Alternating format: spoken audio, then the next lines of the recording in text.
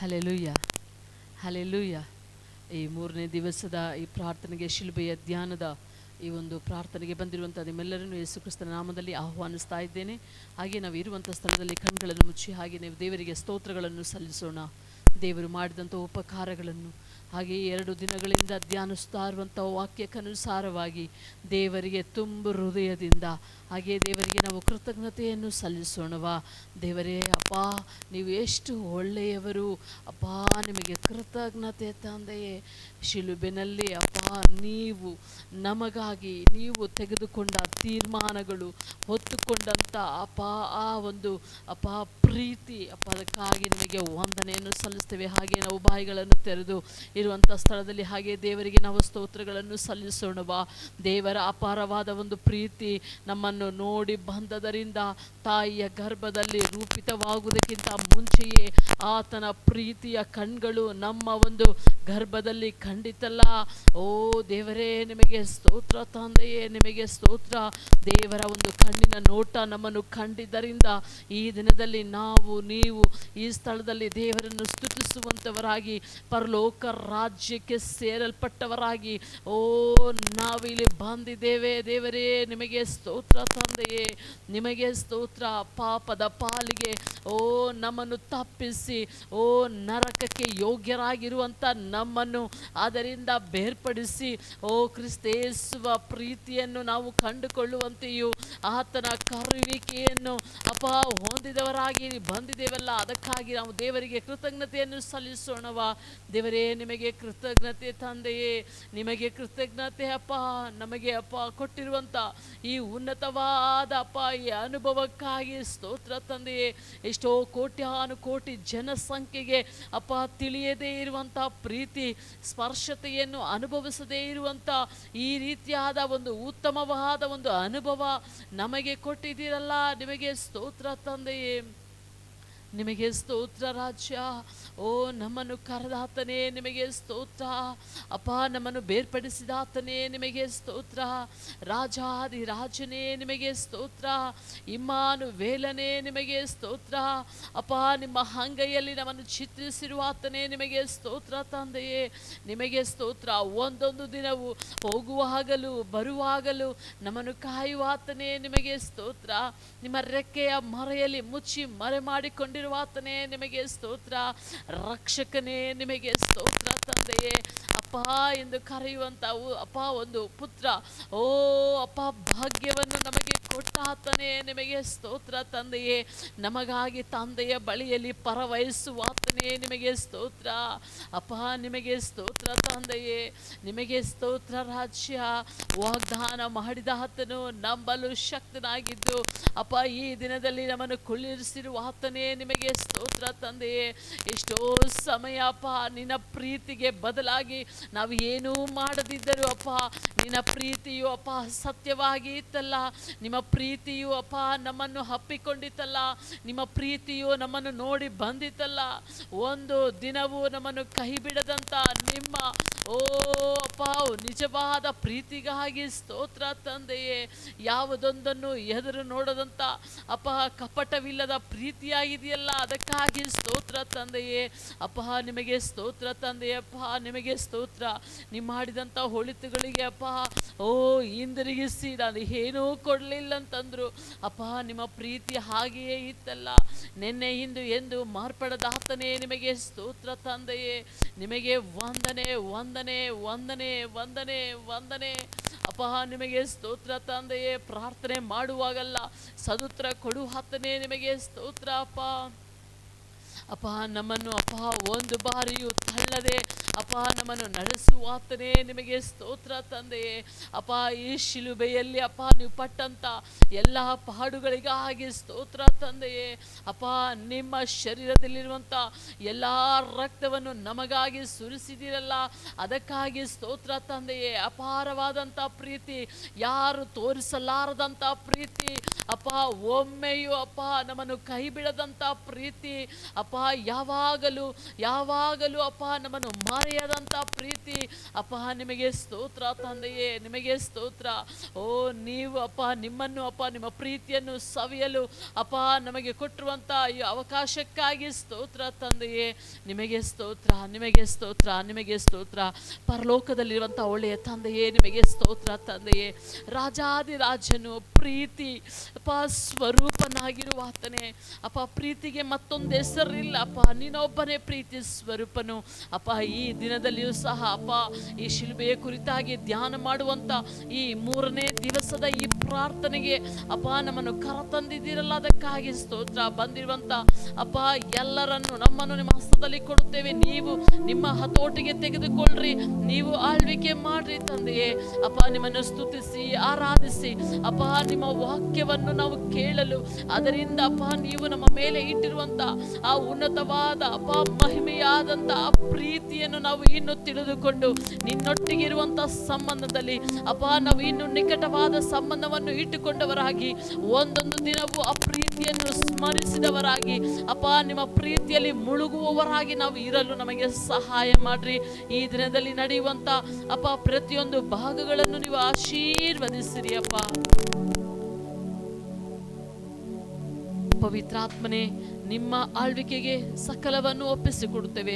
ಎಲ್ಲ ಭಾಗಗಳಲ್ಲೂ ಅಪ್ಪ ದೇವರಾತ್ಮನು ತಾನೇ ಅಪ್ಪ ನಿಮ್ಮ ಒಂದು ಪ್ರಸನ್ನತೆಯನ್ನು ಬಂದಂಥ ನಾವು ಎಲ್ಲರೂ ಅನುಭವಿಸಲು ಸಹಾಯ ಮಾಡ್ರಿ. ನಿಮ್ಮ ಕೃಪೆಯುಳ್ಳ ಹಸ್ತದಲ್ಲಿ ಎಲ್ಲವನ್ನು ಒಪ್ಪಿಸಿಕೊಡುತ್ತೇವೆ. ಯೇಸುವಿನ ನಾಮದಲ್ಲಿ ಪ್ರಾರ್ಥಿಸ್ತೇವೆ ಒಳ್ಳೆಯ ತಂದೆಯೇ, ಆಮೆನ್, ಆಮೆನ್.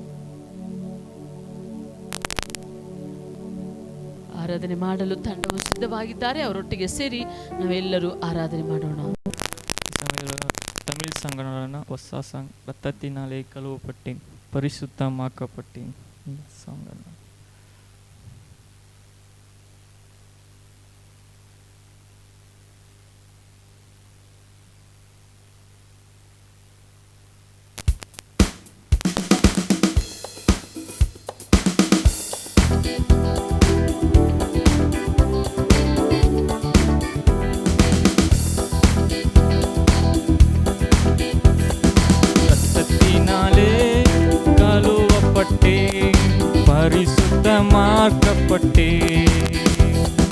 ரத்தத்தினாலே கழுவப்பட்டேன், பரிசுத்தமாக்கப்பட்டேன், மீட்கப்பட்டேன் திரு ரத்தத்தால் அலகையின் பிடியில் நின்று. மீட்கப்பட்டேன் திரு ரத்தத்தால் அலகையின் பிடியில் நின்று. ரத்தம் ஜெயம், ரத்தம் ஜெயம், இயேசு கிறிஸ்துவின் ரத்தம் ஜெயம், ரத்தம் ஜெயம், ரத்தம் ஜெயம், இயேசு கிறிஸ்துவின் ரத்தம் ஜெயம்.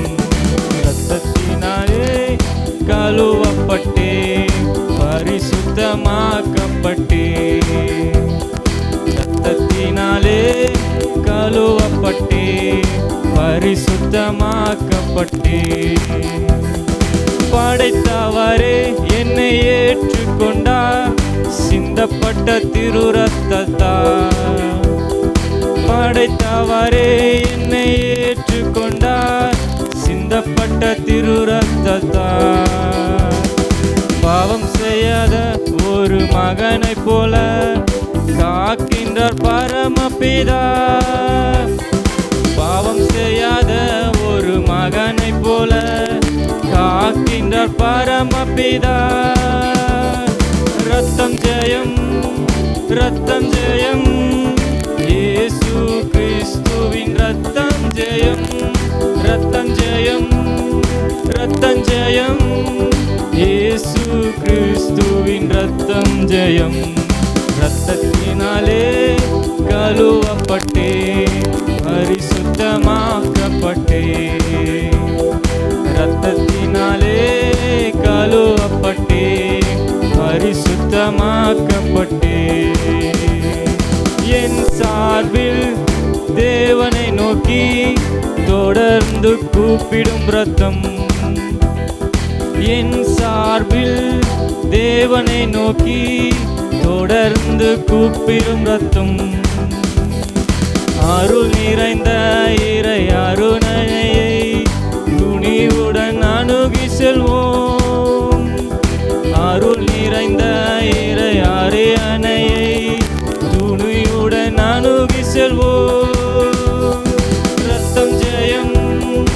ரத்தம் ஜெயம், இயேசு கிறிஸ்துவின் ரத்தம் ஜெயம், ரத்தம் ஜெயம், ரத்தம் ஜெயம், இயேசு கிறிஸ்துவின் ரத்தம் ஜெயம்.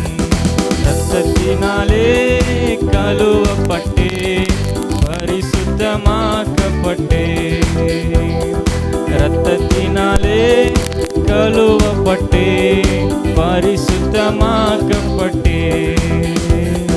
போர்க்கவசம் என் தலை கவசம், இயேசுவின் திரு ரத்தமே. போர்க்கவசம் என் தலை கவசம், இயேசுவின் திரு ரத்தமே.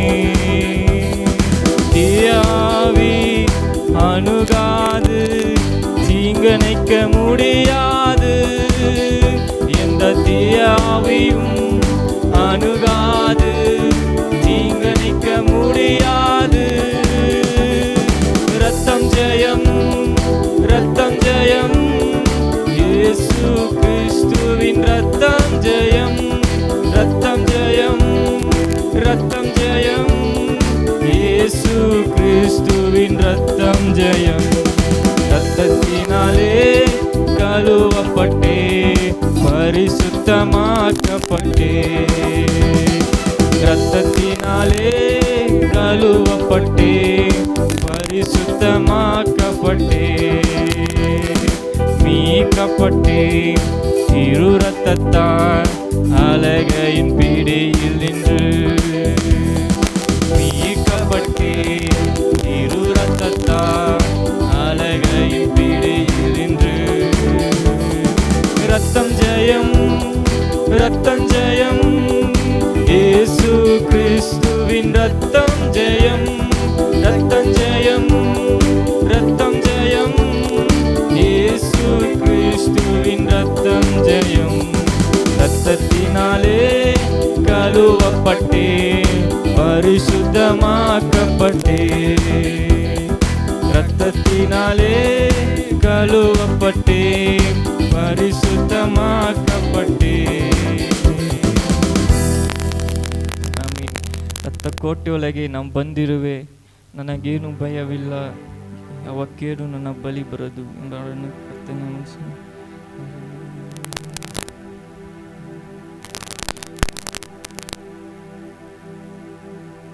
ರಕ್ತ ಕೋಟೆಯೊಳಗೆ ನಾ ಬಂದಿರುವೆ, ನನಗೇನು ಭಯವಿಲ್ಲ, ಯಾವ ಕೇಡು ಬಲಿ ಬರದು.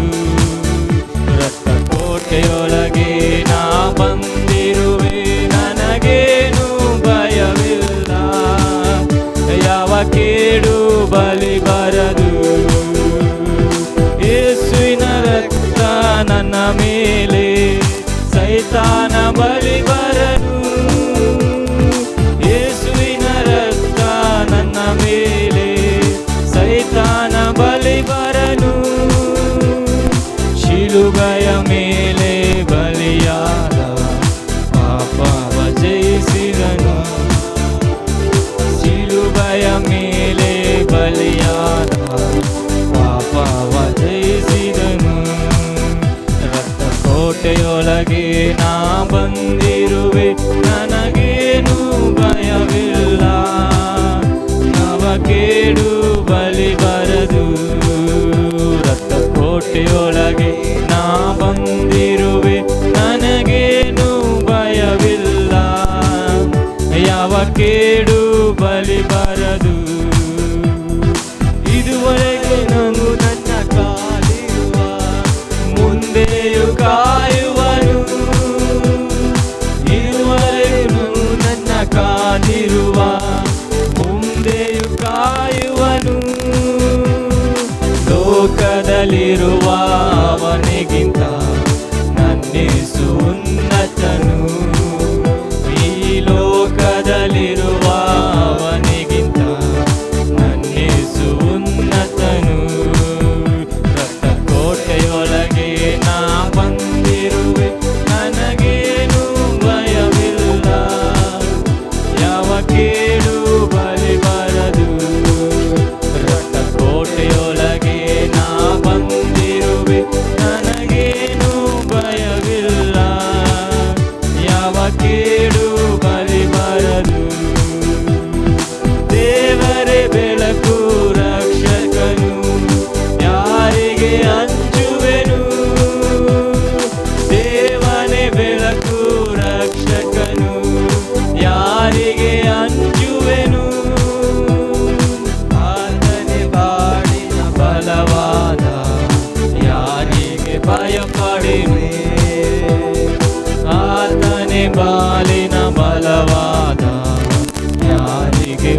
ಪಡುವೆ.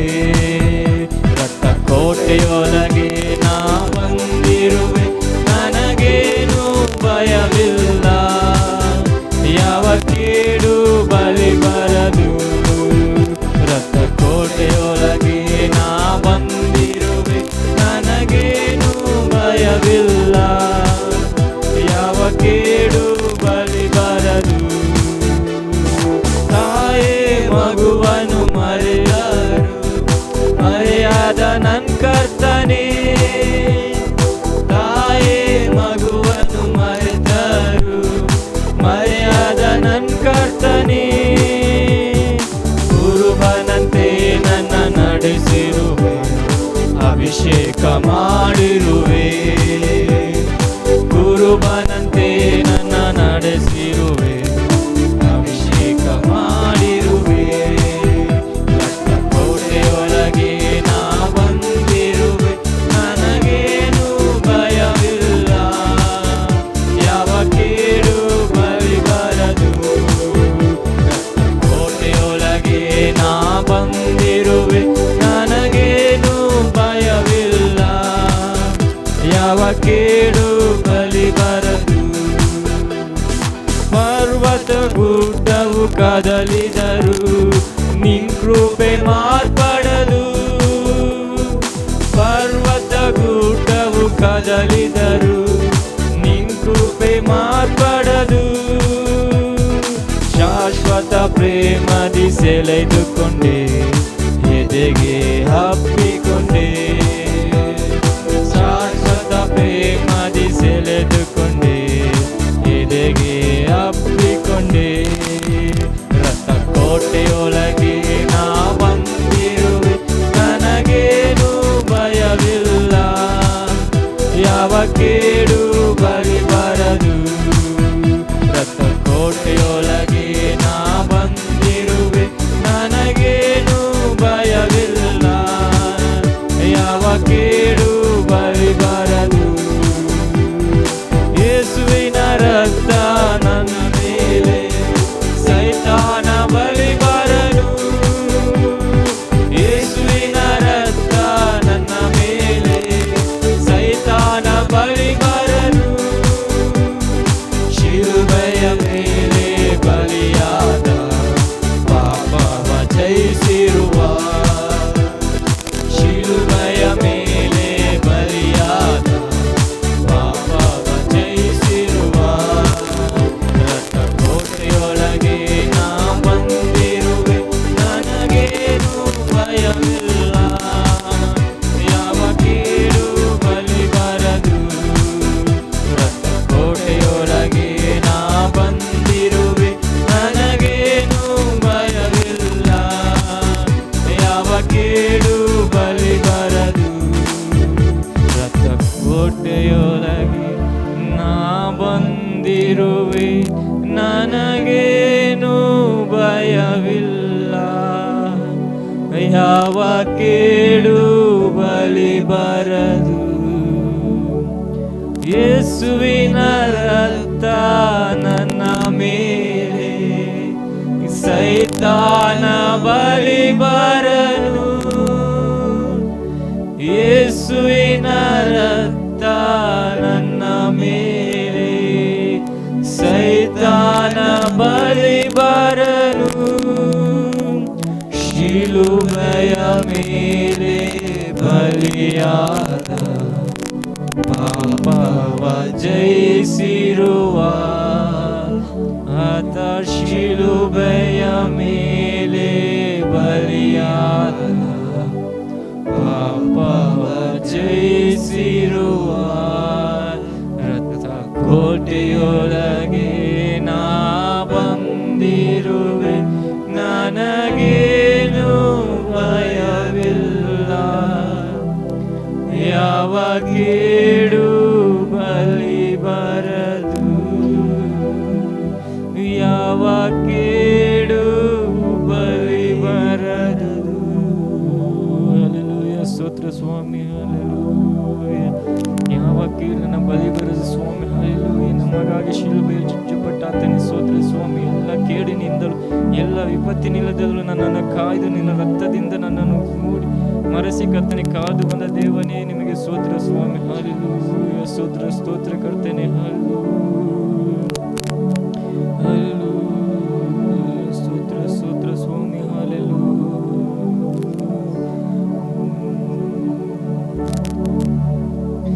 ಎಲ್ಲ ಮಹಿಮೆಗೂ ಘನತೆಗೂ ಯೋಗ್ಯನು ನೀನೇ, ನಿನ್ನ ಮನ ತುಂಬಿ ಆರಾಧಿಸುವೆ. ಎಲ್ಲ ಸ್ತೋತ್ರಕ್ಕೂ ಗೌರವಕ್ಕೂ ಪಾತ್ರನು ನೀನೇ, ನಿನ್ನ ಮೇಲೆತ್ತಿ ಆರಾಧಿಸುವೆ. ಎಲ್ಲ ಮಹಿಮೆಗೂ ಘನತೆಗೂ ಯೋಗ್ಯನು ನೀನೇ, ನಿನ್ನ ಮೇಲೆ ಆರಾಧಿಸುವೆನು. ಎಲ್ಲ ಸ್ತೋತ್ರಕ್ಕೂ ಗೌರವಕ್ಕೂ ಪಾತ್ರನು ನೀನೇ, ನಿನ್ನ ಮೇಲೆತ್ತಿ ಆರಾಧಿಸುವೆ. ಆರಾಧಿಸುವೆನು ನಿನ್ನ ಯೇಸುವೇ, ಆರಾಧಿಸುವೆನು ನಿನ್ನ, ಆರಾಧಿಸುವೆನು ನಿನ್ನ ಯೇಸುವೇ, ಆರಾಧಿಸುವೆನು ನಿನ್ನ. ಘೋರ ಶಿಲುಬೆಯಲ್ಲಿ ನನಗಾಗಿ ಜಡಿಯಲ್ಪಟ್ಟೆ, ನನಗಾಗಿ ಜಜ್ಜಲ್ಪಟ್ಟು ನಿನ್ ಪ್ರಾಣ ನೀಡಿದೆ. ಆ ಘೋರ ಶಿಲುಬೆಯಲ್ಲಿ ನನಗಾಗಿ ಜಡಿಯಲ್ಪಟ್ಟೆ, ನನಗಾಗಿ ಜಡಿಯಲ್ಪಟ್ಟು ನಿನ್ ಪ್ರಾಣ ನೀಡಿದೆ. ಎಷ್ಟೊಂದು ಮಮತೆಯನ್ನು ನನ್ಮೇಲೆ ತೋರಿದೆ, ದಿನವೆಲ್ಲ ನಿನ್ನಯ ಪ್ರೀತಿಯ ಹೊಗಳುವೆ. ಎಷ್ಟೊಂದು ಮಮತೆಯನ್ನು ನನ್ಮೇಲೆ ತೋರಿದೆ, ದಿನವೆಲ್ಲ ನಿನ್ನಯ ಪ್ರೀತಿಯ ಹೊಗಳುವೆ. ಆರಾಧಿಸುವೆನು ನಿನ್ನ ಯೇಸುವೇ, ಆರಾಧಿಸುವೆನು ನಿನ್ನ, ಆರಾಧಿಸುವೆನು ನಿನ್ನ ಯೇಸುವೇ, ಆರಾಧಿಸುವೆನು ನಿನ್ನ. ಎಲ್ಲ ಮಹಿಮೆಗೂ ಘನತೆಗೂ ಯೋಗ್ಯನು ನೀನೇ, ನಿನ್ನ ಮೇಲೆತ್ತಿ ಆರಾಧಿಸುವೆನು. ಎಲ್ಲ ಸ್ತೋತ್ರಕ್ಕೂ ಗೌರವಕ್ಕೂ ಪಾತ್ರನು ನೀನೇ, ನಿನ್ನ ಮೇಲೆತ್ತಿ ಆರಾಧಿಸುವೆನು. ಆರಾಧಿಸುವೆನು ನಿನ್ನ ಯೇಸುವೇ, ಆರಾಧಿಸುವೆನು ನಿನ್ನ,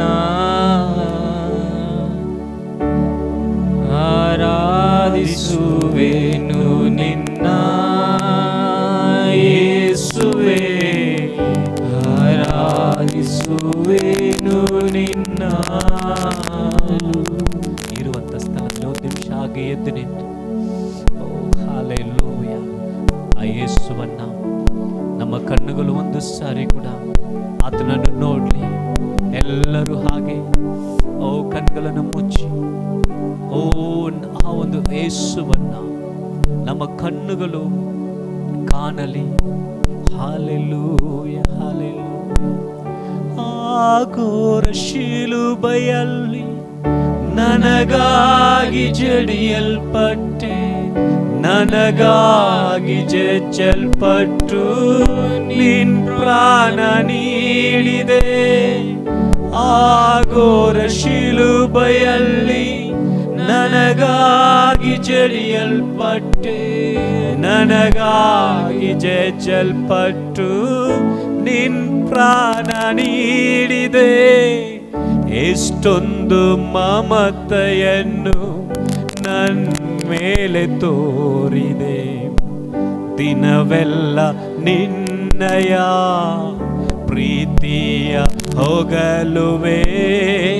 ಎಷ್ಟೊಂದು ಮಮತೆಯನ್ನು ನನ್ನ ಮೇಲೆ ತೋರಿದೆ, ದಿನವೆಲ್ಲ ನಿನ್ನಯ ಪ್ರೀತಿಯ ಹೊಗಲುವೆ. ಆರಾಧಿಸುವೆನು ನಿನ್ನ ಯೇಸುವೆ, ಆರಾಧಿಸುವೆನು ನಿನ್ನ, ಆರಾಧಿಸುವೆನು ನಿನ್ನ ಯೇಸುವೆ, ಆರಾಧಿಸುವೆನು ನಿನ್ನ. ಔಷಕರ ಬದಲರಿಗಡನ ಕೊಲ್ಗತಾ ಅನ್ನುವಂಥ ಬೆಟ್ಟದ ಬಳಿಗೆ ಆತನು ಹೊರಲಾರಂತ ಭಾರವುಳ್ಳ ಅವನು ಶಿಲುಬೆಯನ್ನು ಹೊತ್ತುಕೊಂಡು ಆತನು ನಡೆದುಕೊಂಡು ಬರೀ ಕಾಲಲ್ಲಿ ಆತನಾಗೇ ನಡೆದುಕೊಂಡು ಆ ಬೆಟ್ಟವನ್ನು ಹತ್ತಿ ಹೋದನು. ಯಾತಕ್ಕಾಗಿ ಅಂದರೆ ನಮ್ಮ ಮೇಲಿಟ್ಟ ಪ್ರೀತಿಗಾಗಿ, ನಮ್ಮೆಲ್ಲರನ್ನ ಹೇಗಾದರೂ ಆತನು ಬಿಡಿಸಿ ನಮ್ಮೆಲ್ಲರನ್ನ ಆಶೀರ್ವಾದದ ಬಾಧ್ಯರಾಗಿ ಮಾಡಬೇಕೆಂಬುದಾಗಿ, ನಮ್ಮ ಪಾಪಗಳಿನಿಂದ, ನಮ್ಮ ಶಾಪಗಳಿನಿಂದ, ನಮ್ಮ ರೋಗದಿಂದ, ನಮ್ಮ ಬಂಧನಗಳಿನಿಂದ, ನಮ್ಮ ದರಿದ್ರಗಳಿನಿಂದ ಆತನು ಬಿಡುಗಡೆ ಕೊಡಬೇಕೆಂಬುದಾಗಿ ಆತನು ಶಿಲುಬೆ ಮೇಲೆ ನಮಗಾಗಿ ಯಜ್ಞವಾದನು. ದಿನಮಾನಗಳಲ್ಲಿ ಅದನ್ನೇ ನಾವು ಧ್ಯಾನಿಸ್ತಾ ಇದ್ದೇವೆ. ಆತನು ಘನಕ್ಕೆ ಯೋಗ್ಯನು, ಸ್ತುತಿಗೆ ಯೋಗ್ಯನು, ಮಹಿಮೆಗೆ ಯೋಗ್ಯನು. ಆತನ ನಾವು ಘನತೆಯನ್ನ, ಮಹಿಮೆಯನ್ನ, ಸ್ತೋತ್ರವನ್ನ ಸಲ್ಲಿಸೋಣ. ಪರಿಶುದ್ಧನಾದ ಒಳ್ಳೆ ಕರ್ತನು, ಈ ಒಂದು ಶಿಲುಬೆಯ ಕುರಿತಾದಂತ ಧ್ಯಾನಿಸುತ್ತಾ ಬರುವ ಈ ಒಂದು ದಿನಮಾನಗಳಲ್ಲಿ ದೇವರೇ, ನೀನು ನಮ್ಮ ಮೇಲೆ ನಮಗಾಗಿ ನೀನು ಶಿಲುಬೆಯಲ್ಲಿ ತೋರಿಸಿದ ಒಂದು ಕಾರ್ಯಗಳನ್ನು ನೆನೆಸಿ ನೋಡುವ ದಿನಗಳಲ್ಲಿ ಎಷ್ಟು ನಿನ್ನ ಪ್ರೀತಿ, ಎಷ್ಟು ಮಮತೆಯನ್ನು ನಮ್ಮ ಮೇಲೆ ನೀನು ಇಟ್ಟಿದ್ದೀಯಪ್ಪ. ಸಂಜೆಯ ಸಮಯದಲ್ಲಿ ಕೂಡ ನಮ್ಮೆಲ್ಲರ ಆತ್ಮ ಪ್ರಾಣ ದೇಹವನ್ನು ನಾಲ್ವಿಕೆಗೆ ಒಪ್ಪಿಸಿಕೊಟ್ಟು ನಾವು ನಿನಗೆ ಘನತೆಯನ್ನು, ನಿನಗೆ ಮಹಿಮೆಯನ್ನು, ನಿನಗೆ ಸ್ತೋತ್ರವನ್ನು ಸಲ್ಲಿಸ್ತೇವೆ ಅಪ್ಪ. ಯೇಸುವಿನ ನಾಮದಲ್ಲಿ ನಿಮ್ಮನ್ನು ಆರಾಧಿಸುತ್ತೇವೆ, ಜೀವವುಳ್ಳ ಒಳ್ಳೆಯ ತಂದೆಯೇ. ಆಮೇನ್, ಆಮೇನ್, ಆಮೇನ್. ದಯವಿಟ್ಟು ನಾವು ಕುಳಿತುಕೊಳ್ಳೋಣ. ಆಮೇನ್. ಈ ಒಂದು 3ನೇ ದಿನದಲ್ಲಿಯೂ ನಾವು ದೇವರ ಸಮ್ಮುಖದಲ್ಲಿ ಆತನ ಒಂದು ವಾಕ್ಯವನ್ನು ಧ್ಯಾನ ಮಾಡಲು ಮತ್ತು ಆತನ ಶಿಲುಬೆಯ ಕುರಿತಾಗಿ ನಾವು ಧ್ಯಾನಿಸಲು ನಾವು ಬಂದಿದ್ದೇವೆ. ಆಮೇನ್. ಪ್ರತಿ ಸಮಯಗಳು ದೇವರು ನಮಗೆ ಆ ಒಂದು ಶಿಲುಬೆಯ ಕುರಿತಾದಂಥ ಗುಪ್ತ ಕಾರ್ಯಗಳನ್ನು ನಮಗೆ ಆತನು ತೋರಿಸ್ತಾ ಬರುತ್ತಿದ್ದಾರೆ. ಅದು ಹಾಲೆಲೂಯ, ಹಾಲೆಲೂಯ. ಆಮೇನ್. ನಾವು ಎಷ್ಟು ಆತನ ಒಂದು ವಾಕ್ಯವನ್ನು ನಾವು ಧ್ಯಾನಿಸ್ತೇವೋ,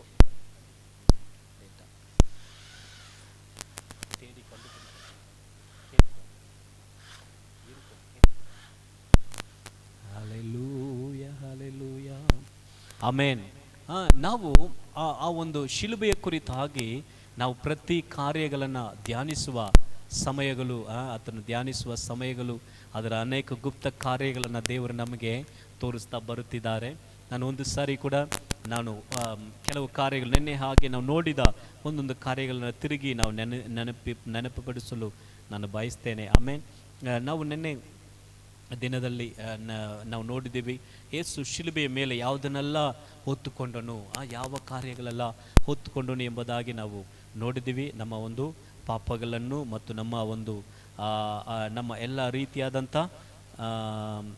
ನಮ್ಮ ಎಲ್ಲ ರೀತಿಯಾದಂಥ ಬೇನೆಗಳು, ನಮ್ಮ ಒಂದು ಅಪರಾಧಗಳನ್ನು ಹೊತ್ತುಕೊಂಡನು, ನಮ್ಮ ಎಲ್ಲ ದುಃಖಗಳನ್ನು, ಸಂಕಷ್ಟಗಳನ್ನು ಆತನು ಹೊತ್ತುಕೊಂಡನು, ನಮ್ಮ ರೋಗಗಳನ್ನು ಆತನು ಹೊತ್ತುಕೊಂಡನು, ನಮ್ಮ ಬಲಹೀನತೆಗಳನ್ನು ಆತನು ಹೊತ್ತುಕೊಂಡನು, ನಮ್ಮ ಶಾಪಗಳನ್ನು ಆತನು ಹೊತ್ತುಕೊಂಡನು ಎಂಬುದಾಗಿ ನಾವು ಏನು ಮಾಡಿದ್ದೀವಿ ನಿನ್ನೆ ದಿನದಲ್ಲಿ ನೋಡಿದ್ದೀವಿ. ಆಗ ಆ ಶಿಲುಬೆಯ ಬಗ್ಗೆ ನಾವು ನಿನ್ನೆ ದಿನದಲ್ಲಿ ಅದನ್ನು ನೋಡುವಾಗ ಆ ಒಂದು ಶಿಲುಬೆಯ ಕುರಿತಾಗಿ ಆ ಒಬ್ಬ ಸೇವಕರು ಅವರು ಧ್ಯಾನಿಸ್ತಿದ್ದಾಗ ಆ ಶಿಲುಬೆಯಲ್ಲಿ ಆ ಒಂದು ಕ್ಷಣವು ಹೇಗಿತ್ತು ಯೇಸು ಸ್ವಾಮಿಗೆ, ಇಡೀ ಲೋಕದ ಪಾಪವು, ಇಡೀ ಲೋಕದ ರೋಗವು ಆತನನ್ನು ಬಂದು ಆತನನ್ನು ಮುಟ್ಟುವ ಸಮಯದಲ್ಲಿ ಹೇಗಿತ್ತು ಎಂಬುದಾಗಿ ಅವರು ತುಂಬ ಪ್ರಾರ್ಥನೆಯೊಟ್ಟಿಗೆ ಅವರು ಇದ್ದಾಗ ದೇವರು ಅವರಿಗೆ ಒಂದು ಪ್ರಕಟಣೆಯನ್ನು ಕೊಟ್ಟರು, ಅವರಿಗೆ ಒಂದು ದರ್ಶನವನ್ನು ಕೊಟ್ಟರು.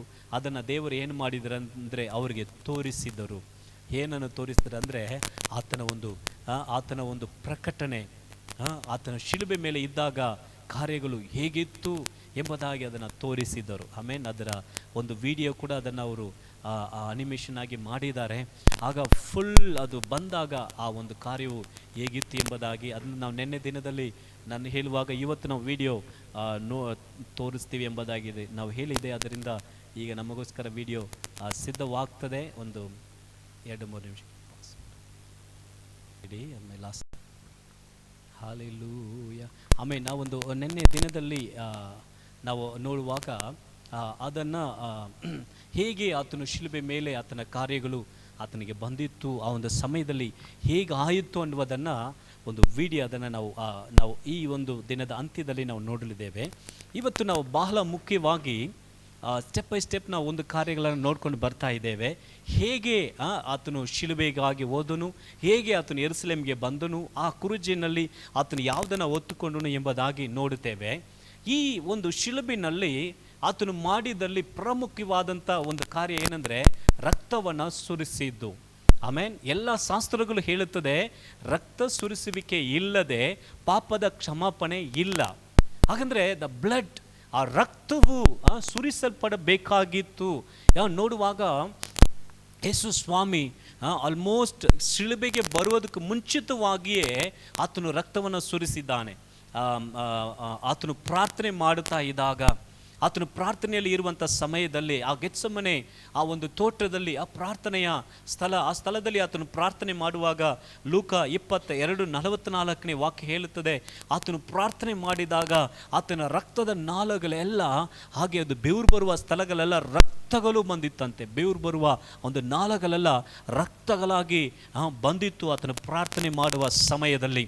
ದ ಫಸ್ಟ್ ಆತನು ಶಿಲುಬೆಗೆ ಹೋಗೋದಕ್ಕೆ ಮುಂಚಿತವಾಗಿಯೇ ಆತನು ಪ್ರಾರ್ಥನೆಯಲ್ಲಿ ಏನು ಮಾಡಿದನೆಂದರೆ ಲೂಕ 22:44 ಓದುವಾಗ ಆತನು ರಕ್ತವನ್ನು ಆತನು ಮೊದಲನೇದಾಗಿ ಶಿಲುಬೆಗೆ ಮುಂಚಿತವಾಗಿ ಆತನು ಸುರಿಸ್ತಾ ಇದ್ದಾನೆ. ಗೆತ್ಸೆಮನೆ ತೋಟದಲ್ಲಿ ಆತನ ಪ್ರಾರ್ಥನೆ ಮಾಡುತ್ತಿರುವಾಗ ಆತನ ಒಂದು ದೇಹದಿಂದ ರಕ್ತವಾಗಿ ಬಂದಿತ್ತು.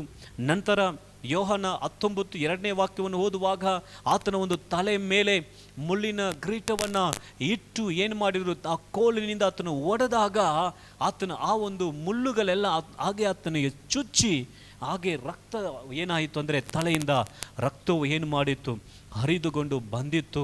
ಯಾಕಂದರೆ ನಮ್ಮ ಎಲ್ಲರ ರಕ್ಷಣೆಗಾಗಿ ಆ ಒಂದು ಎಲ್ಲರೂ ಆ ಒಂದು ಸೇವಕರುಗಳು ಆ ಒಂದು ಸೈನಿಕರು ಎಲ್ಲ ಸೇರಿ ಮಾತಾಡ್ತಾ ಇರುವಾಗ ಒಬ್ಬರಲ್ಲ ಇಬ್ಬರಲ್ಲ ಅನೇಕರು ಯೇಸು ಸ್ವಾಮಿಗೆ ಏನು ಮಾಡಿದ್ರು, ಓಡಿದ್ರು, ಕೈಯಿಂದ ಓಡಿದ್ರು. ಮತ್ತಾಯ 26ನೇ ಅಧ್ಯಾಯದಲ್ಲಿ 67ನೇ ವಾಕ್ಯದಲ್ಲಿ ಓದುವಾಗ ಎಷ್ಟೋ ಜನರು ಆತನನ್ನು ಹೊಡೆದರು.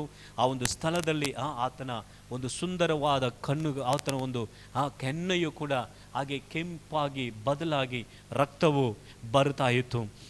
ನಂತರ ಆತನ ಒಂದು ಗಡ್ಡೆಯನ್ನು ಹಿಡಿದು ಏನು ಮಾಡಿದರು, ಎಳೆದರು. ಇದರ ಶಿಲುಬೆಗೆ ಮುಂಚಿತವಾಗಿ ನಡೆದಿದ್ದು, ಶಿಲುಬೆಯಲ್ಲಿ ಮಾತ್ರ ಆತನ ರಕ್ತ ಸುರಿಸಿಲ್ಲ. ಯೆಶಾಯ 50ನೇ ಅಧ್ಯಾಯ 6ನೇ ವಾಕ್ಯವನ್ನು ಓದುವಾಗ ಆತನ ಗಡ್ಡೆಯನ್ನು ತೆಗೆದು ಅದನ್ನು ಏನು ಮಾಡಿದ್ರು, ಆತನಿಂದ ಎಳೆದರು.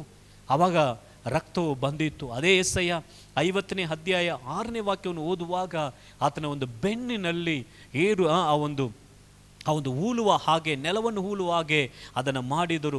ಆ ಸಮಯದಲ್ಲಿ ಆತನ ಒಂದು ಬೆನ್ನಿನಿಂದ ರಕ್ತವು ಏನಾಯಿತು, ಒಡೆಯುವಾಗಲೇ ರಕ್ತವು ಬಂದಿತ್ತು. ಯೋಹನ 20ನೇ ಅಧ್ಯಾಯ 20ನೇ ವಾಕ್ಯ 5ನೇ ವಾಕ್ಯ 20ನೇ ವಾಕ್ಯ ಮತ್ತು 25ನೇ ವಾಕ್ಯ 2 ವಾಕ್ಯಗಳು ನೋಡುವಾಗ ಆತನ ಒಂದು ಕೈಗಳಲ್ಲಿ, ಆತನ ಒಂದು ಕಾಲುಗಳಲ್ಲಿ ಅದು ಮೊಲೆಗಳನ್ನು ಒಡೆಯುವ ಸಮಯದಲ್ಲಿ ರಕ್ತವು ಬಂದಿತ್ತು ಎಂಬುದಾಗಿ ನಾವು ನೋಡುತ್ತೇವೆ. ಆ ಕೊಲ್ಗದ ಬೆಟ್ಟದಲ್ಲಿ ಆ ಶಿಲುಬೆಯಲ್ಲಿ ಆತನಿಗೆ ಮೊಲೆಯನ್ನು ಚಿಡಿಯುವಾಗ ರಕ್ತವು ಬಂದಿತ್ತು.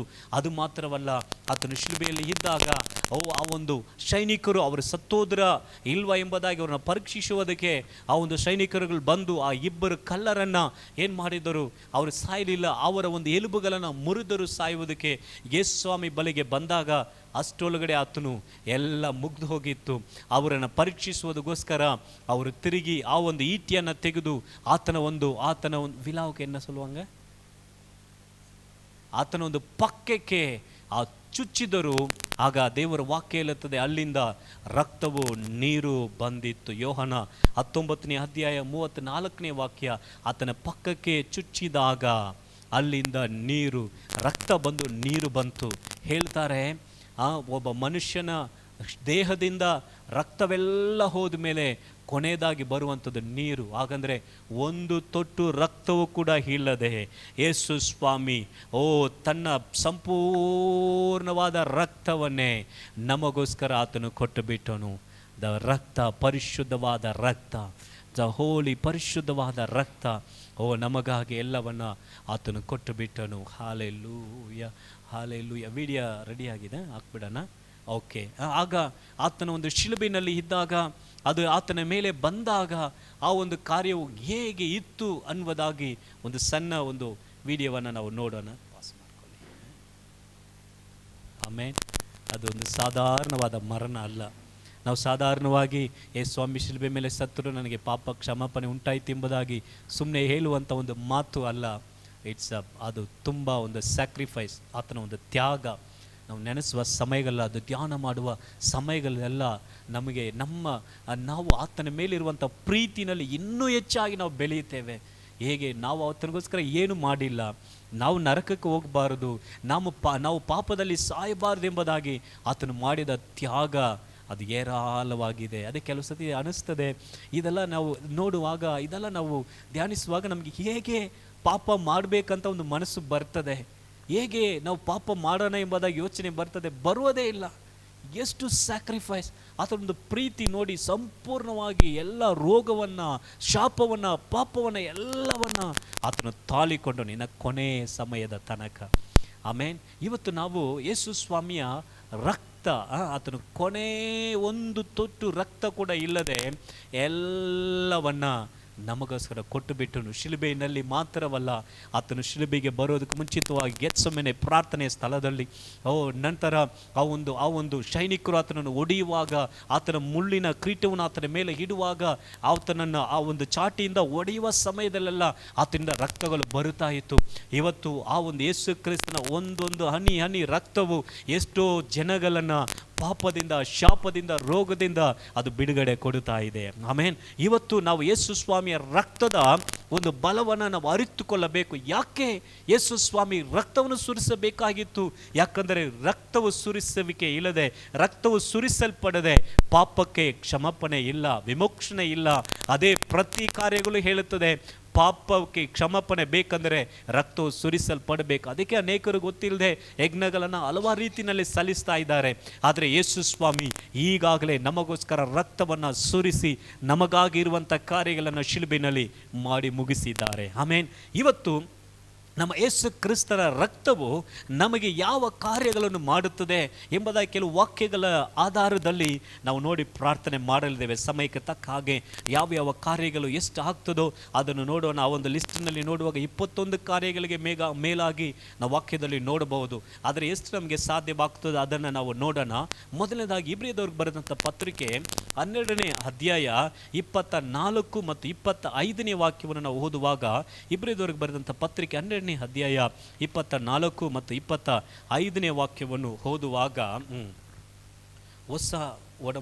ಹೊಸ ಒಡಂಬಡಿಕೆಗೆ ಮಧ್ಯಸ್ಥನಾಗಿ ಇರುವ ಯೇಸುವಿನ ಬಲಿಗೂ ಹೇಬೇಲನ ರಕ್ತಗಿಂತ ಹಿತಕರವಾಗಿ ಮಾತಾಡುವ ಪ್ರೋಕ್ಷಣ ರಕ್ತದ ಬಲಿಗೆ ಬಂದಿದ್ದೀರಿ. ನೀವು ಮಾತಾಡುತ್ತಿರುವ ಆತನ ಆ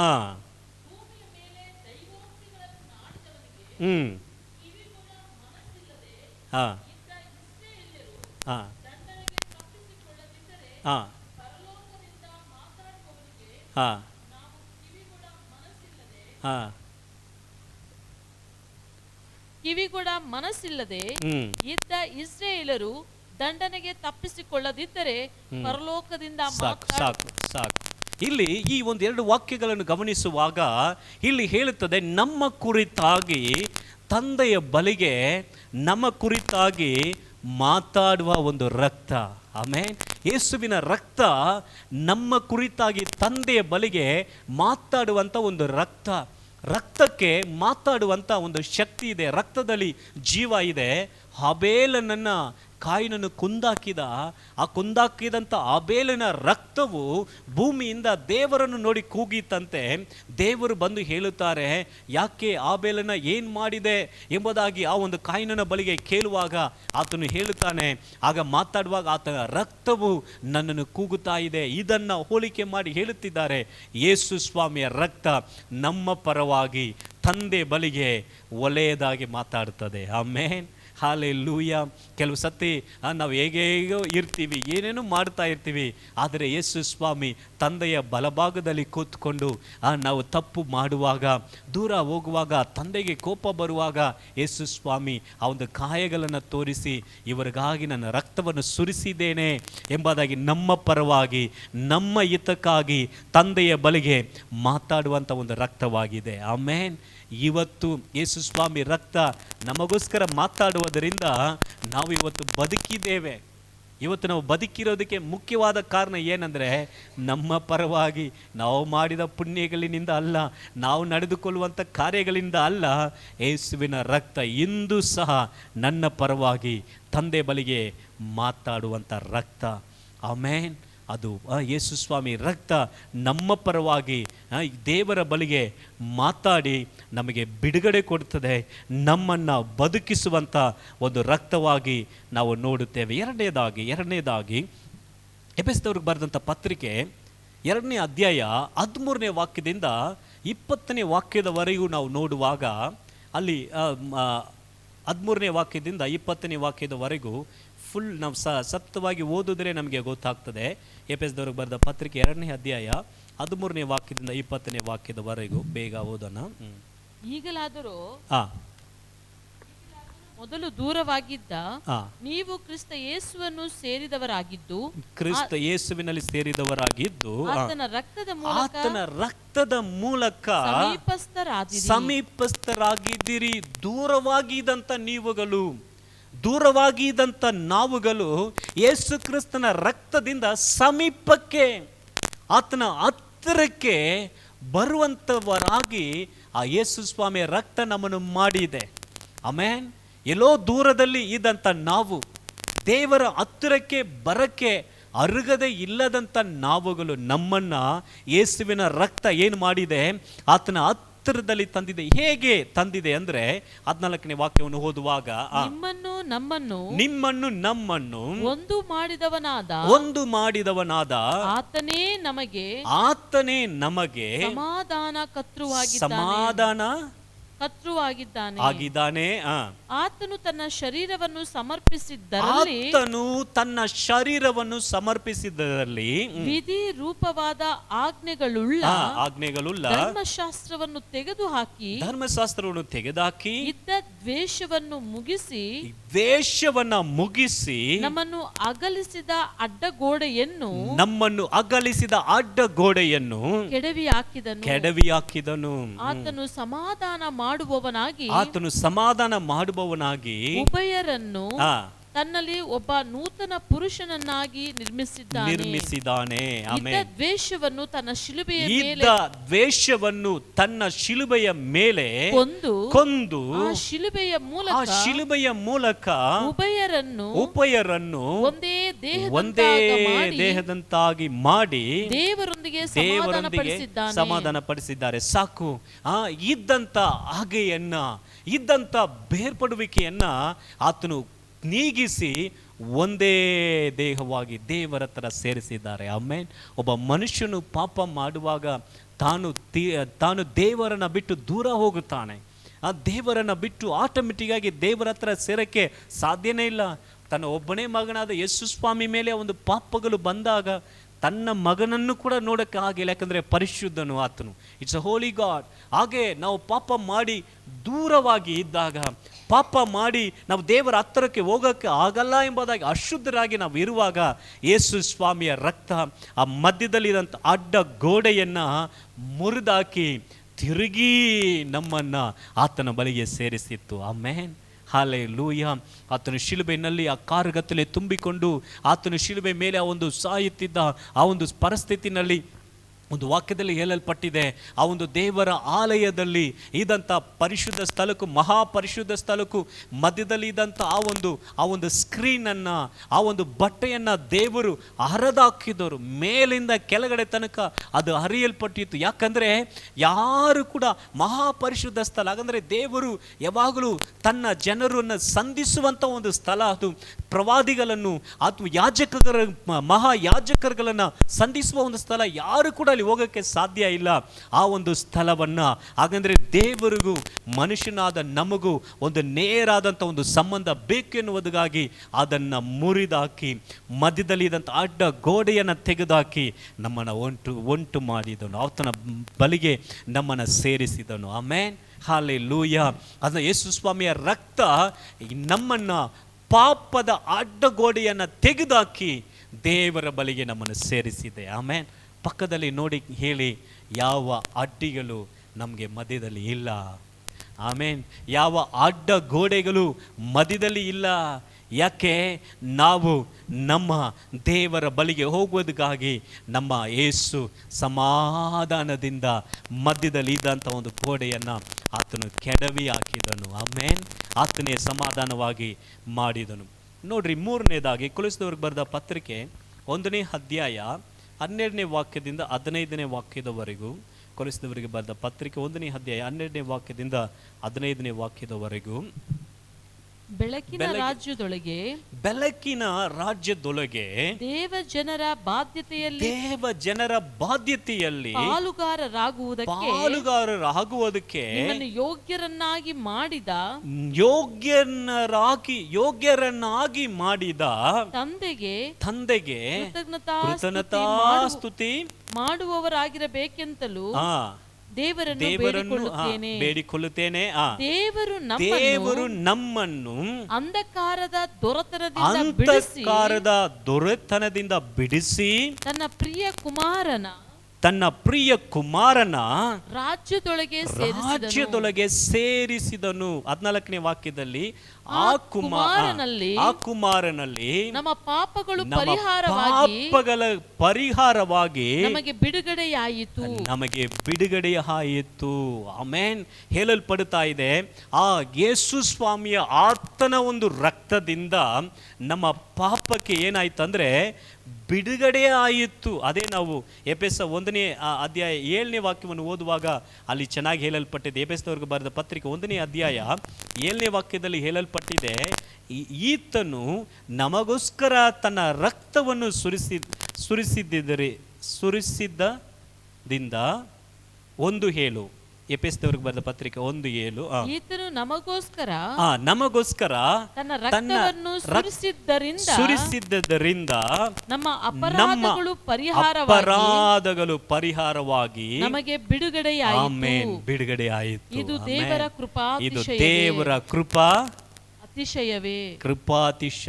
ಆಮೆನ್. ಹೇಗೆ ಬಿಡುಗಡೆಯಾಯಿತು?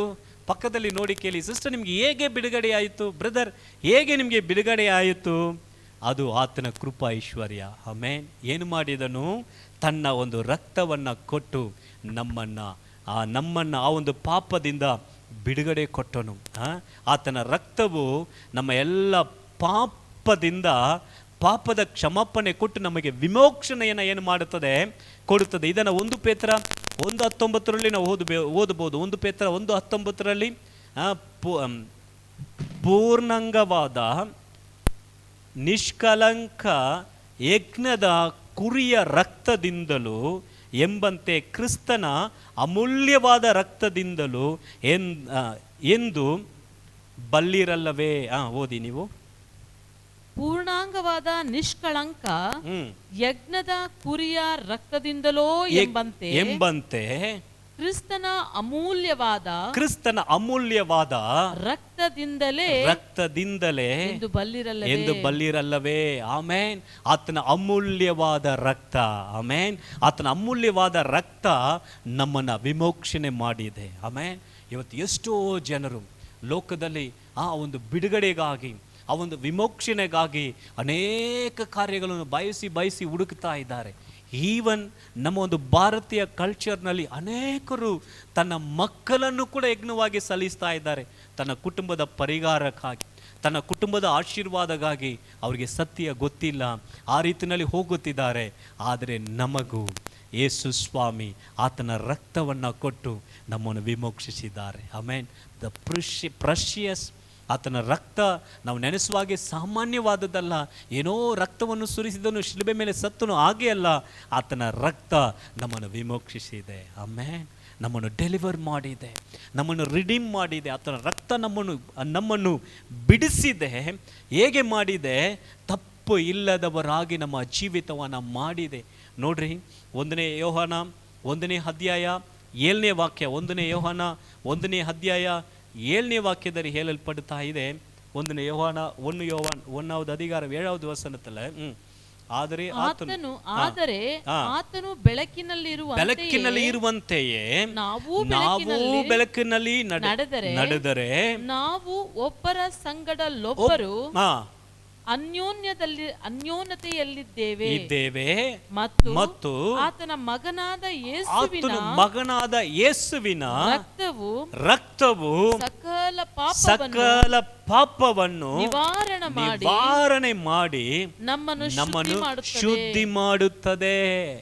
ಈ ನಮ್ಮ ಒಂದು ಪಾಪಕ್ಕೆ ಪರಿಪೂರ್ಣವಾದಂಥ ಒಂದು ನಿವಾರಣೆ, ಪಾಪದಿಂದ ಒಂದು ಪರಿಪೂರ್ಣವಾದಂಥ ಶುದ್ಧ, ಅದು ಯೇಸುವಿನ ರಕ್ತದಿಂದ ಮಾತ್ರಲೇ ಆಗ್ತದೆ.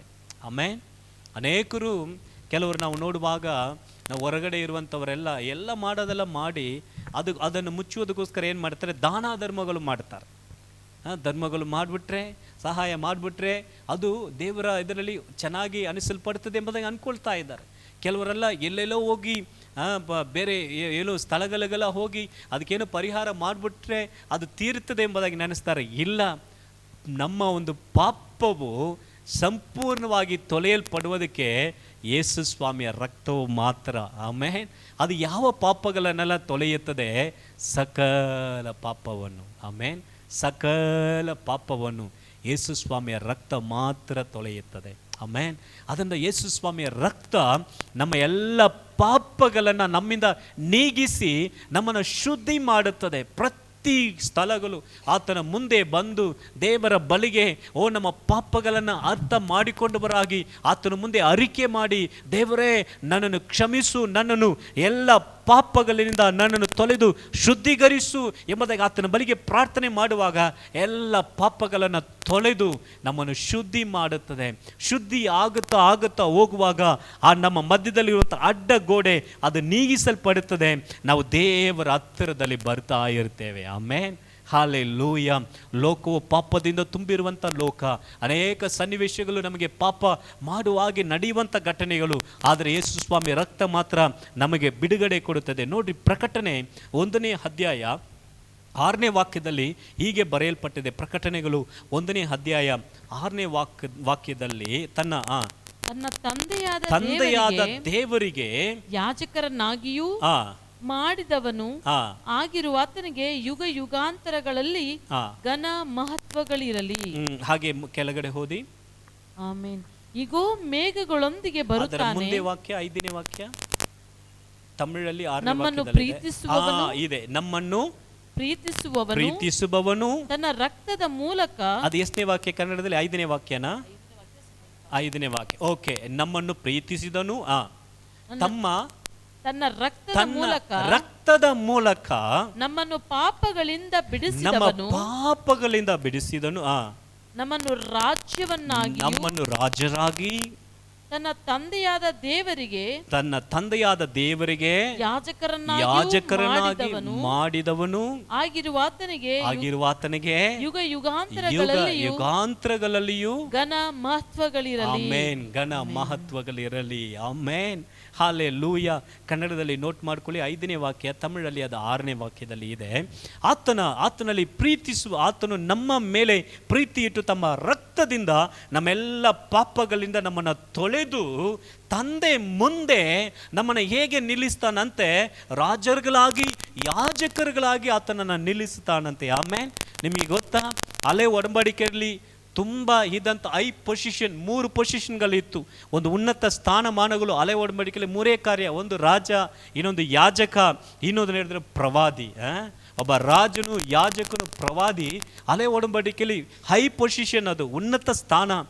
ಅದನ್ನು ಯೇಸು ಸ್ವಾಮಿಯ ರಕ್ತದಿಂದ ನಮ್ಮನ್ನು ತೊಳೆದು ಯಾಜಕರನ್ನಾಗಿ ಈಸಿಯಾಗಿ ಮಾಡಿಬಿಡ್ತಾ ಇದ್ದಾನೆ. ಯಾಜಕರನ್ನಾಗಿ ಎಲ್ಲರೂ ಮಾಡೋಕ್ಕೆ ಆಗುವುದಿಲ್ಲ. ಅದಕ್ಕೋಸ್ಕರ ದೇವರು ಒಂದು ಕುಲವನ್ನು ಆರಿಸಿಕೊಂಡ್ರು. ಅದಕ್ಕೋಸ್ಕರ ಆ ವ್ಯಕ್ತಿಯನ್ನು ಆರಿಸಿಕೊಳ್ಳುವಾಗ ಆತನಿಗೆ ಎಷ್ಟೋ ಪ್ರೊಸೀಜರೆಲ್ಲ ಮಾಡಿದರು. ಆದರೆ ಇವತ್ತು ನಮ್ಮನ್ನು ಯೇಸುವಿನ ರಕ್ತದಿಂದ ತೊಳೆದು ನಮ್ಮನ್ನು ರಾಜರುಗಳಾಗಿ ಯಾಜಕರನ್ನಾಗಿ ಹೇಗೆ ದೇವರ ಮುಂದೆ ಆತನು ನಿಲ್ಲಿಸ್ತೀನಂತೆ. ಆತನಿಗೆ ಮಹಿಮೆ ಆಗಲಿ. ಆಮೇನ್. ಪಕ್ಕದಲ್ಲಿ ನೋಡಿ ಹೇಳಿ, ಆತನ ರಕ್ತ ನಮ್ಮನ್ನು ತೊಳೆದು ನಮ್ಮನ್ನು ತಂದೆ ಮುಂದೆ ಏನು ಮಾಡ್ತಾರಂತೆ, ದೇವರು ನಿಲ್ಲಿಸ್ತಾರಂತೆ. ಹಾಲೆಲೂಯ. ನಮ್ಮ ಯೇಸು ಸ್ವಾಮಿ ಆತನ ರಕ್ತದಿಂದ ತೊಳೆದು ತಂದೆ ಮುಂದೆ ನಮ್ಮನ್ನು ಯಾವ ನಿಷ್ಕಲಂಕ ಇಲ್ಲದವರಾಗಿ, ರಾಜರಾಗಿ, ಯಾಜಕರಾಗಿ ಆತನ ಮುಂದೆ ನಮ್ಮನ್ನು ಏನು ಮಾಡ್ತಾರಂತೆ, ನಿಲ್ಲಿಸುತ್ತಾರಂತೆ. ಆಮೇನ್. ದೇವರ ವಾಕ್ಯ ಹೇಳುತ್ತದೆ, ಆತನ ರಕ್ತವು ನಮ್ಮನ್ನು ಶುದ್ಧೀಕರಿಸಿ ಆತನ ಮುಂದೆ ನಿಲ್ಲಿಸ್ತದೆ. ಇನ್ನೊಂದೊಂದು ವಾಕ್ಯ ನೋಡುವಾಗ, ಇಬ್ರಿಯ 13ನೇ ಅಧ್ಯಾಯ 12ನೇ ವಾಕ್ಯ, ಇಬ್ರಿಯ 13:12, ಎಬ್ರಿಯರ್ 13வது அதிகாரம் 12வது வசனம். ಅದರಂತೆ ಯೇಸು ಕೂಡ ಸ್ವಂತ ರಕ್ತದಿಂದ ತನ್ನ ಜನರನ್ನು ಪವಿತ್ರಪಡಿಸುವುದಕ್ಕೋಸ್ಕರ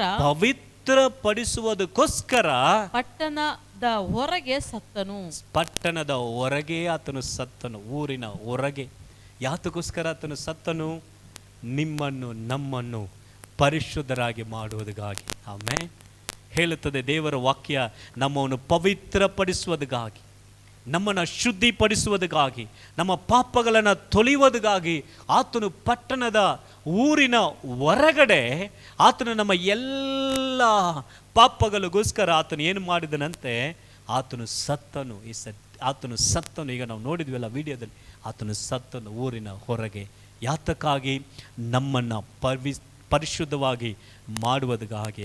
அவர் தன்னுடைய இயேசுவும் தம்முடைய சொந்த இரத்தத்தினாலே ஜனத்தை பரிசுத்தம் செய்யும்படியாக நகர வாசலுக்கு புறம்பே பாடுபட்டார். ಆತನು ಕಷ್ಟಾಚಿತ್ತವನ್ನು ಅನುಭವಿಸಿದನು, ಕಷ್ಟಪಟ್ಟನು, ಹೊತ್ತುಕೊಂಡನು. ನಮ್ಮ ಎಲ್ಲ ಕಾರ್ಯಗಳನ್ನು ಆತನು ಶಿಲುಬೆಯಲ್ಲಿ ಮಾಡಿದ. ನೋಡಿ, ಇನ್ನೊಂದೊಂದು ವಾಕ್ಯ ಓದುವಾಗ, ಅದೇ ಇಬ್ರಿಯ 10ನೇ ಅಧ್ಯಾಯ 10ನೇ ವಾಕ್ಯ ಮತ್ತು 14ನೇ ವಾಕ್ಯವನ್ನು ಓದುವಾಗ, ಇಬ್ರಿಯ 10 ಮತ್ತು 14ನೇ ವಾಕ್ಯಗಳು, ಯೇಸು ಕ್ರಿಸ್ತನು ಒಂದೇ ಸಾರಿ ದೇಹ ಸಮರ್ಪಣೆ ಮಾಡಿ ದೇವರ ಚಿತ್ತವನ್ನು ನೆರವೇರಿಸಿದ್ದರಿಂದಲೇ ನಾವು ಶುದ್ಧರಾದೆವು. ಯಾವಾಗ? ಆತನು ದೇವರ ಚಿತ್ತವನ್ನು ನೆರವೇರಿಸುವುದರಿಂದಲೇ ನಾವು ಶುದ್ಧರಾದೆವು. ನೋಡಿ 14ನೇ ವಾಕ್ಯ, ಪವಿತ್ರರಾಗುತ್ತಿರುವವರನ್ನು ಒಂದೇ ಸಮರ್ಪಣೆಯಿಂದ ನಿರಂತರವಾಗಿ ಸಿದ್ಧಿಗೆ ತಂದಿದ್ದಾನಷ್ಟೇ. ಆಮೇನ್. ಈಗ ನಾವು ಓದಿದ ಪ್ರತಿಯೊಂದು ವಾಕ್ಯಗಳನ್ನು ಹಾಗೇ ನೋಡುವಾಗ, ಆತ ನಮ್ಮ ಪಾಪಗಳಿಂದ ತೊಳೆದು ಆತನ ರಕ್ತವು ಶುದ್ಧೀಕರಣೆ ಮಾಡುತ್ತದೆ, ತನ್ನ ಜನರನ್ನ ಶುದ್ಧೀಕರಣೆ ಮಾಡುತ್ತಾರೆ. ಸಕಲ ಪಾಪಗಳನ್ನು ಆತನ ರಕ್ತವು ತೊಳೆದು ಶುದ್ಧೀಕರಣೆ ಮಾಡುತ್ತದೆ. ಆಮೇನ್. ಆತನ ರಕ್ತವು ನಮ್ಮ ಪಾಪಗಳನ್ನೆಲ್ಲ ತೊಳೆದು ಶುದ್ಧೀಕರಿಸುತ್ತದೆ. ಯಾಕಂದರೆ ಒಬ್ಬ ಮನುಷ್ಯನ ಆತನು ಅನುಭವಿಸುವಂಥ ದುಃಖಕ್ಕೆ, ಸಮಸ್ಯೆಗೆ, ರೋಗಕ್ಕೆ, ಎಲ್ಲ ಕೆಲವು ಕಾರ್ಯಗಳಿಗೆ ಪಾಪ ಕಾರಣವಾಗಿದೆ. ಅದರಿಂದ ಆ ಮೂಲವಾಗಿರುವಂಥ ಒಂದು ಪಾಪವನ್ನು ದೇವರು ತೊಳೆದು ಶುದ್ಧೀಕರಿಸ್ತಾರೆ. ಆ ಒಂದು ಪಾಪ. ಇನ್ನೊಂದು ನಾವು ನೋಡುವಾಗ, ಆತನು ನಮ್ಮ ಒಂದು ಮನಸ್ಸಾಕ್ಷಿ, ಸತ್ತಂಥ ಮನಸ್ಸಾಕ್ಷಿಯನ್ನು, ಆ ಕ್ರಿಯೆಗಳೆಲ್ಲವನ್ನು ಶುದ್ಧೀಕರಿಸ್ತಾನೆ. ನೋಡ್ರಿ, ಇಬ್ರಿಯದವರೆಗೆ ಬರೆದ ಪತ್ರಿಕೆ 9ನೇ ಅಧ್ಯಾಯ 14ನೇ ವಾಕ್ಯವನ್ನು ಓದುವಾಗ, ಇಬ್ರಿಯದವರೆಗೆ ಬರೆದ ಪತ್ರಿಕೆ 9:14, ತನ್ನನ್ನು ತಾನೇ ನಿರ್ದೋಷಿಯನ್ನಾಗಿ 9:14 ನಿತ್ಯಾತ್ಮನಿಂದ ತನ್ನನ್ನು ಓದಿ ತನ್ನನ್ನು ತಾನೇ ಕರೆಕ್ಟ್ ನಿರ್ದೋಷಿಯನ್ನರಾಗಿ ದೇವರಿಗೆ ಸಮರ್ಪಿಸಿಕೊಂಡ ಕ್ರಿಸ್ತನ ರಕ್ತವು ಎಷ್ಟೋ ಹೆಚ್ಚಾಗಿ ನಮ್ಮನ್ನು ನಿರ್ಜೀವ ಕರ್ಮಗಳಿಂದ ಬಿಡಿಸಿ ನಾವು ಜೀವವುಳ್ಳ ದೇವರನ್ನು ಆರಾಧಿಸುವವರಾಗುವಂತೆ ನಮ್ಮ ಮನಸ್ಸನ್ನು ಶುದ್ಧೀಕರಿಸುವುದಲ್ಲವೇ. Amen, hallelujah. ಒಬ್ಬ ಮನುಷ್ಯನ ಮನಸ್ಸಾಕ್ಷಿ ತುಂಬಾ ಮುಖ್ಯ. ಅದು ಒಂದು ವೇಳೆ ಕೆಟ್ಟೋದರೆ ಯಾವುದರಿಂದಲೂ ಶುದ್ಧೀಕರಣೆ ಮಾಡೋಕ್ಕೆ ಆಗುವುದಿಲ್ಲ. ಆ ಮನಸ್ಸಾಕ್ಷಿಯಾದ ಕ್ಲೀನ್ ಹಾರ್ಟ್, ಮನಸ್ಸಾಕ್ಷಿ, ಹೃದಯ ಹೀಗೆಲ್ಲ ನೋಡುವಾಗ ಅಲ್ಲಿ ಹೇಳಲ್ಪಡುತ್ತಾ ಇದೆ, ನಮ್ಮ ಒಂದು ಮನಸ್ಸಾಕ್ಷಿಯನ್ನು ಆ ಒಂದು ಸತ್ತಂಥ ಕ್ರಿಯೆಗಳು, ದೇವರ ಬಳಿಗೆ ಬರುವುದಕ್ಕೆ ಮುಂಚಿತವಾಗಿ ನಾವು ಮಾಡಿದ ಎಲ್ಲ ಅಕ್ರಮಗಳು, ಮಾಡಿದ ಪ್ರತಿಯೊಂದು ಕಾರ್ಯಗಳು ಕೆಲವುದೆಲ್ಲ ನಮ್ಮ ಮನಸ್ಸಾಕ್ಷಿನಲ್ಲಿ ಚುಚ್ಚುತ್ತಾ ಇರ್ತದೆ. ಕೆಲವು ಸತಿ ದೇವರ ಹತ್ರ ಬಂದರೂ ಕೂಡ ನಾವು ಮಾಡಿದ ತಪ್ಪಿನ ನೆನಪು ಬಂದಾಗ ನಾವು ಅದರಲ್ಲಿ ಚುಚ್ಚುತ್ತಾ ಇರುವುದರಿಂದ ಕೆಲವು ಒಂದು ಪಾಲುಗಳನ್ನು, ಕೆಲವು ಆಶೀರ್ವಾದಗಳನ್ನು ಅನುಭವಿಸಿದ ಹಾಗೆ ಏನಾಗ್ತದೆ ಅಂದರೆ ತಡೆ ಮಾಡುತ್ತದೆ.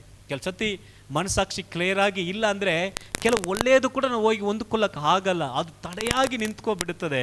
ಅದಕ್ಕೆ ದೇವರು ನೋಡ್ರಿ ನಮ್ಮ ಎಲ್ಲ ಕ್ರಿಯೆಗಳನ್ನು, ನಮ್ಮ ತಮಿಳು சொல்லும்போது மனசாட்சியை செத்த கிரியைகளற சுத்திகரிப்பது எவ்வளவு நிச்சயமாமே.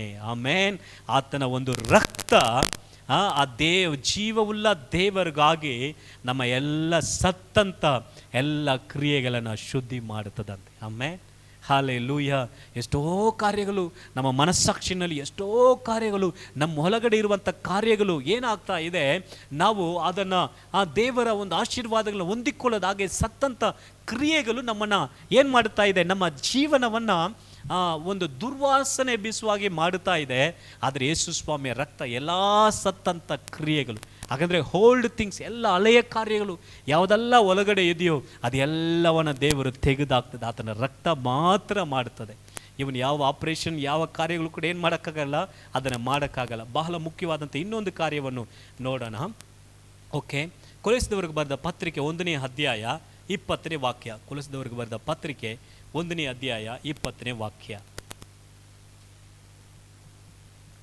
ಆತನು ಶಿಲುಬೆಯ ಮೇಲೆ ಸುರಿಸಿದ ರಕ್ತದಿಂದ ತಾನು ಸಮಾಧಾನವನ್ನು ಉಂಟು ಮಾಡಿ ಭೂ ಪರಲೋಕಗಳಲ್ಲಿರುವ ಸಮಸ್ತವನ್ನು ಆತನ ಮೂಲಕ ತನಗೆ ಸಂಧಾನಪಡಿಸಬೇಕೆಂತಲೂ ಸಂಧಾನಪಡಿಸಿಕೊಳ್ಳಬೇಕೆಂದಲೂ ನಿಷ್ಕರ್ಷೆ ಮಾಡಿದನು. ಆಮೇನ್. ಆತನು ಸಂಧಾನ ಮಾಡಿಕೊಳ್ಳಬೇಕೆಂದಲು. ಆಮೇನ್. ಅಲ್ಲಿ ಹೇಳಲ್ಪಡುತ್ತಾ ಇದೆ, ಯೇಸು ಸ್ವಾಮಿಯ ರಕ್ತ ಭೂಲೋಕದಲ್ಲಿ ಇರುವ, ಹಾಗಂದ್ರೆ ಆತನ ಸಂಪೂರ್ಣವಾದ ಸೃಷ್ಟಿ ಆ ಒಂದು ಪಾಪ ಮಾಡಿ ಆ ಒಂದು ಸೃಷ್ಟಿ ದೂರವಾದಾಗ, ದೇವರಿಗೂ ಆ ಒಂದು ಸೃಷ್ಟಿಗೂ ಒಂದು ಅಗಲುವಿಕೆ ದೂರ ಆದಾಗ, ಆ ಒಂದು ಸಮಯದಲ್ಲಿ ಯೇಸು ಸ್ವಾಮಿ ಏನು ಮಾಡಿದನಂತೆ, ಮಧ್ಯದಲ್ಲಿ ಬಂದು ಆ ರಕ್ತವನ್ನು ಸುರಿಸಿ ಏನು ಮಾಡಿದರು, ಸಂಧಾನ ಪಡಿಸಿದನು. ಹಾಗಂದ್ರೆ ದೂರವಾಗಿ ಇದ್ದಂಥ ಒಂದು ಕಾರಣದಿಂದ ದೂರವಾಗಿದ್ದಂಥ ಇಬ್ಬರನ್ನ, ಒಂದು ಸೃಷ್ಟಿ ಈ ಕಡೆ ದೇವರು, ಈ ಕಡೆ ಸೃಷ್ಟಿ ಈ ಕಡೆ ದೇವರು, ದೂರವಾಗಿದ್ದಂಥ ಇಬ್ಬರನ್ನ ಏನು ಮಾಡಿದ್ರು ಅಂದರೆ ಒಂದಾಗಿ ಸೇರಿಸಿದ್ರಂತೆ. ಯಾವ ತ್ಯಾಗದ ಮೂಲಕ? ಆತನ ರಕ್ತದ ಮೂಲಕ. ಆಮೇನ್, ಹಲ್ಲೆಲೂಯಾ. ಆಮೇನ್. ನೀವಿಬ್ಬರು ಬನ್ನಿಮ್ಮ, ನೀವಿಬ್ಬರು ಬನ್ನಿ, ಮುಂದೆ ಬನ್ನಿ, ಮೇಲೆ ಬನ್ನಿ.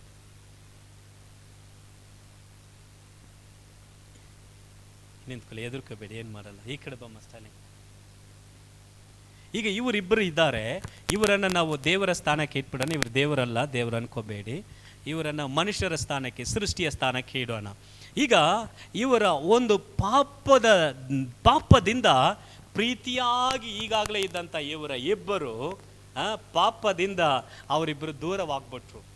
ಈಗ ಅದನ್ನು ದೂರವಾದಾಗ ಇವರ ಮಧ್ಯದಲ್ಲಿ ಇದ್ದಿದ್ದು ಏನಂದ್ರೆ ಪಾಪ, ಬೇರೆ ಏನಿಲ್ಲ. ಈಗ ಅದರಿಂದ ಏನು ಮಾಡೋಕ್ಕಾಗ್ತಾ ಇಲ್ಲ. ದೇವರು ಬಯಸಿದರೂ ಕೂಡ ತನ್ನ ಸೃಷ್ಟಿ ಬಳಿಗೆ ಹೋಗೋಕ್ಕಾಗ್ತಾ ಇಲ್ಲ. ಏಕೆ? ತಾನು ಸೃಷ್ಟಿ ಕೂಡ ಏನು ಮಾಡೋಕ್ಕಾಗ್ತಾ ಇಲ್ಲ, ದೇವರ ಬಳಿಗೆ ಬರೋಕ್ಕಾಗ್ತಾ ಇಲ್ಲ. ಮಧ್ಯದಲ್ಲಿ ಏನಿದೆ? ಪಾಪ ಇದೆ. ದೇವರು ಇದನ್ನು ದಾಟಿ ಬರೋಕ್ಕಾಗುವುದಿಲ್ಲ, ಇವರು ಸಹ ಇದನ್ನು ದಾಟಿ ದೇವರ ಹತ್ತಿರಕ್ಕೆ ಹೋಗೋಕ್ಕೆ ಸಾಧ್ಯ ಇಲ್ಲ. ಹಾಗಂದರೆ ಇಬ್ಬರು, ಆ ಸೃಷ್ಟಿ ದೇವರು ಬೇರ್ಪಡಿಸಲ್ಪಟ್ಟಿದ್ದರು, ಬೇರೆ ಬೇರೆ ಆಗಿದ್ದರು. ಆ ಯೇಸು ಸ್ವಾಮಿ ಬಂದು ಏನು ಮಾಡಿದ್ರು? ಎಷ್ಟೋ ವರ್ಷಗಳಿಂದ ಮನುಷ್ಯರಿಗೂ ದೇವರಿಗೂ ಇದ್ದಂಥ ಒಂದು ಮಧ್ಯದ ಆ ಒಂದು ಗೋಡೆ ತಡೆಯನ್ನು, ಆ ಒಂದು ಕಾರ್ಯಗಳನ್ನು ನೀಗಿಸಿ ಹಾಕಿ ಇಬ್ಬರನ್ನು ತಿರುಗಿ ಸಂಧಾನ ಪಡಿಸಿದರು. ಆಮೇಲೆ ಕೈ ಇಟ್ಕೊಳ್ಳಿ, ಇವರಿಬ್ಬರು ಕೈ ಇಟ್ಕೊಂಡು ಈಗ ಏನು ಮಾಡಿದರು? ತಿರುಗಿ ಅವರು ಸೇರಿಸಿಬಿಟ್ರು. ಯಾವುದರ ಮೂಲಕ? ಮಧ್ಯದಲ್ಲಿ ಇತ್ತಂಥ ಆ ಎಲ್ಲ ಕಾರ್ಯಗಳನ್ನು ನೀಗಿಸಿ ಇಬ್ಬರನ್ನು ಒಟ್ಟಾಗಿಸಿದ್ರು. ಹಾಗೆ ಹೋಗ್ಬಿಡಿ ಅಮ್ಮ ಕೈ ಇಟ್ಕೊಂಡು. ಹೀಗೆ ದೇವರು ಆತನಿಂದ ದೂರವಾಗಿದ್ದಂಥ ನಮ್ಮನ್ನು ಈಗ ಮಧ್ಯದಲ್ಲಿ ಯಾವ ಅಡ್ಡ ಕಾರ್ಯಗಳು ಇಲ್ಲದೆ ಸಮಾಧಾನವಾಗಿ ನಮ್ಮನ್ನು ಸೇರಿಸಿಬಿಟ್ರು. ಆಮೇನ್. ಪಕ್ಕದಲ್ಲಿ ನೋಡಿ, ಅಲ್ಲಿ ನೀವು ದೇವರು ಈಗ ಹಾಗೇ ಇದ್ದೀರಿ. ಆಮೇನ್. ನೀವು ನಾವು ಹೇಗಿದ್ದೀವಿ ಹಾಗೇ ಇದ್ದೀವಿ. ಇದುವರೆಗೂ ಮಧ್ಯದಲ್ಲಿ ನಾವು ದೇವರನ್ನು ಸಂಧಿಸುವುದಕ್ಕೆ ಅಥವಾ ದೇವರ ಹತ್ರ ಹೋಗುವುದಕ್ಕೆ ತಡೆಯಾಗಿದ್ದಂಥ ಕಾರ್ಯವನ್ನು ದೇವರು ತೆಗೆದಾಕಿ ಸಂಧಾನ ಮಾಡಿಬಿಟ್ರು. ಆಮೇನ್. ಸೈತಾನನು ಒಳಸಂಚು ಮಾಡುತ್ತಾನೆ. ಒಬ್ಬ ಮನುಷ್ಯನು ಪಾಪ ಮಾಡುವಾಗ ಆ ಪಾಪವನ್ನೇ ತೋರಿಸಿ ಆತನೇನು ಮಾಡ್ತಾನೆ? ದೇವರಿಂದ ದೂರ ಮಾಡುತ್ತಾನೆ. ದೇವರು ಅದನ್ನು ಒಟ್ಟಾಗಿ ಸೇರಿಸಲು ಪ್ರಯತ್ನ ಪಡ್ತಾರೆ. ಆಮೇಲೆ ಯಾವಾಗಲೂ ಸೈತಾನನು ನಮ್ಮಲ್ಲಿರುವಂಥ ಪಾಪದ ಕಾರ್ಯಗಳು, ನೀನೆಲ್ಲ ಇದು ಮಾಡಿಬಿಡ್ತೀಯಾ, ಇದೆಲ್ಲ ಮಾಡಿಬಿಟ್ಟು ನೀನು ಹೋಗಿ ನಿನ್ನ ಪ್ರಾರ್ಥನೆ ಕೇಳಲ್ಪಡ್ತದ, ಇದೆಲ್ಲ ಮಾಡಿಬಿಟ್ಟು ದೇವರ ಹತ್ರ ಹೇಗೆ ಬರ್ತೀಯಾ ಅಂತ ನಮ್ಮನ್ನು ದೂರಪಡಿಸೋದಕ್ಕೆ ಆತನ ಪ್ರಯತ್ನ ಪಡ್ತಾನೆ. ಅದಕ್ಕೆ ಆತನಿಗಿರುವಂಥ ಮೇನ್ ಕೀ ಏನಂದರೆ ನಮ್ಮ ಒಂದು ಪಾಪ, ನಮ್ಮ ಪಾಪದ ಜೀವನ, ನಮ್ಮ ಪಾಪದ ಕಾರ್ಯಗಳು. ಏನು ಮಾಡುತ್ತಾನೆ ಆತನು? ಅದನ್ನೇ ಹೇಳಿ ನಮ್ಮನ್ನು ದೂರಪಡಿಸ್ತಾನೆ. ಆದರೆ ಪಾಪವನ್ನು ನೀಗಿಸಿ ಅದಕ್ಕೆ ಏನಾಗ್ತದೆ ಆ ಒಂದು ಎಲ್ಲ ಕಾರ್ಯಗಳು, ಅದಕ್ಕೆ ಬೇಕಾಗಿರುವಂಥ ಪ್ರತಿ ಸಲ್ಲಿಸತಕ್ಕಂಥ ಎಲ್ಲ ಕ್ರಿಯೆಗಳನ್ನು ಯೇಸು ಸ್ವಾಮಿಯೇ ಸಲ್ಲಿಸಿ ನಮ್ಮನ್ನು ದೇವರ ಸಂಗಡ ಸಂಧಾನ ಮಾಡಿದರು. ಆಮೇನ್. ಹಲ್ಲೆಲೂಯಾ. ಯೇಸು ಸ್ವಾಮಿ ರಕ್ತನೇ ನಮ್ಮನ್ನು ಸಂಧಾನ ಮಾಡುತ್ತದೆ ದೇವರ ಜೊತೆಗೆ. ನಂತರ ಯೋಹಾನ ಬರೆದ ಸುವಾರ್ತೆ 6ನೇ ಅಧ್ಯಾಯ 56ನೇ ವಾಕ್ಯ. ಯೋಹಾನ 6ನೇ ಅಧ್ಯಾಯ 56ನೇ ವಾಕ್ಯ. ನನ್ನ ರಕ್ತವೇ ನಿಜವಾದ ಪಾನ, ನನ್ನ ಮಾಂಸವನ್ನು ತಿಂದು ನನ್ನ ರಕ್ತವನ್ನು ಕುಡಿಯುವವನು ನನ್ನಲ್ಲಿ ಇರುತ್ತಾನೆ, ನಾನು ಅವನಲ್ಲಿ ಇರುತ್ತೇನೆ. ಆಮೇನ್. ಯಾತನು? ಯೇಸು ಸ್ವಾಮಿಯ ರಕ್ತವನ್ನು ಕುಡಿಯುವವನು. ಅದು ಇನ್ನೊಂದು ಕಮ್ಮಿನೇನು, ಅದು ನಾಳೆ ನಾವು ಮಾಡುತ್ತೇವೆ. ಆ ಒಂದು ರಕ್ತವನ್ನು, ಆ ಒಂದು ದೇಹವನ್ನು ಪಾಲುಕೊಳ್ಳುವವನ ಜೊತೆಗೆ ದೇವರು ಏನು ಮಾಡ್ತಾರಂತೆ? ಇರುತ್ತಾರೆ. ಆಗ ಹೇಳುತ್ತದೆ, ಆತನಲ್ಲಿ ದೇವರು ಇರುತ್ತಾರೆ, ಅವನು ಕೂಡ ದೇವನಲ್ಲಿ ಇರುತ್ತಾನೆ. ಆಮೇನ್. ಪಕ್ಕದಲ್ಲಿ ನೋಡಿ, ಹೇಳಿ, ನಾವೂ ಅವರಲ್ಲಿ ಇರುತ್ತೇವೆ, ಅವರು ನಮ್ಮಲ್ಲಿ ಇರುತ್ತಾರೆ. ಹಲ್ಲೆಲೂಯಾ. ಒಂದೇ ಒಂದು ಕಾರ್ಯವನ್ನು ಇವತ್ತು ಕೊನೆಯದಾಗಿ ನೋಡಿ ನಾವು ಪ್ರಾರ್ಥನೆ ಮಾಡಲಿದ್ದೇವೆ. ಪ್ರಕಟಣೆಯ ಪುಸ್ತಕ 12ನೇ ಅಧ್ಯಾಯ 11ನೇ ವಾಕ್ಯ ಬಹಳ ಮುಖ್ಯವಾದದ್ದು. ಪ್ರಕಟಣೆ 12:11.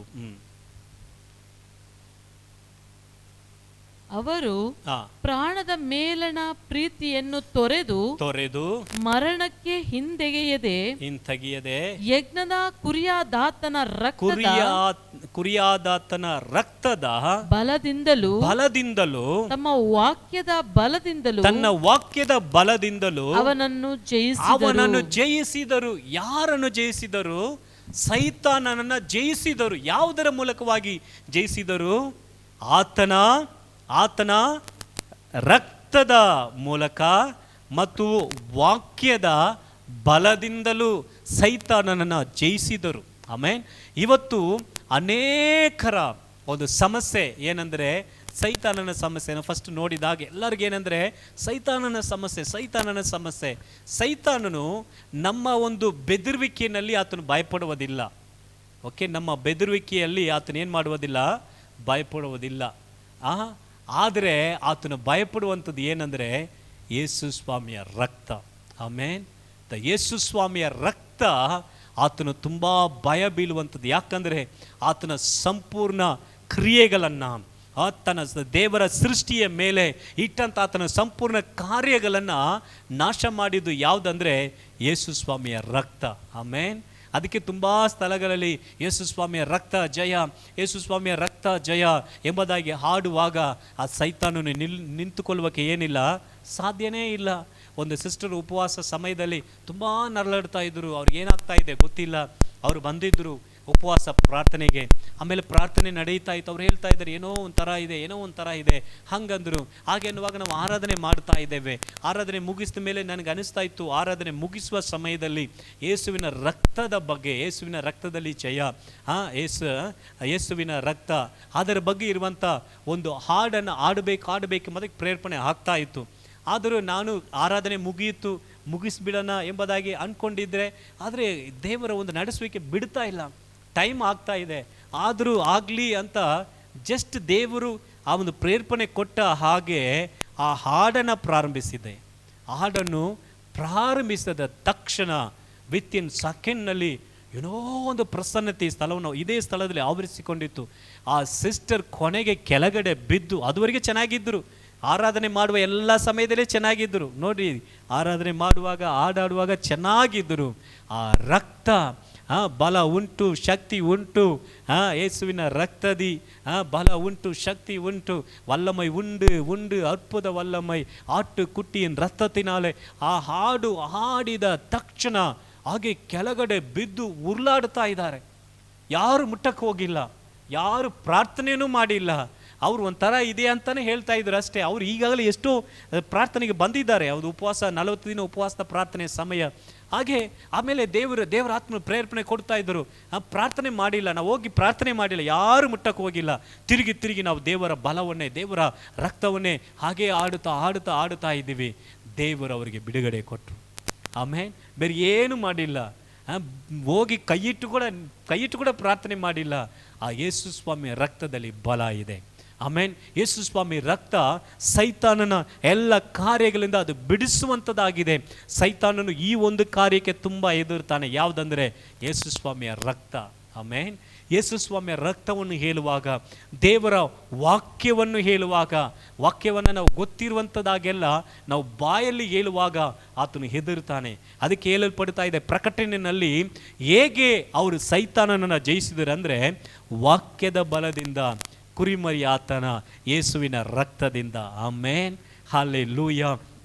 ಇಸ್ರಾಯೇಲ್ ಜನರನ್ನು ಐಗುಪ್ತ ದೇಶದಿಂದ ದೇವರು ಬಿಡಿಸುವುದಕ್ಕೆ ಅವರು ಆ ಒಂದು ಬಸ್ಕವನ್ನು ಆಚರಿಸಕ್ಕೆ ಹೇಳ್ತಾರೆ.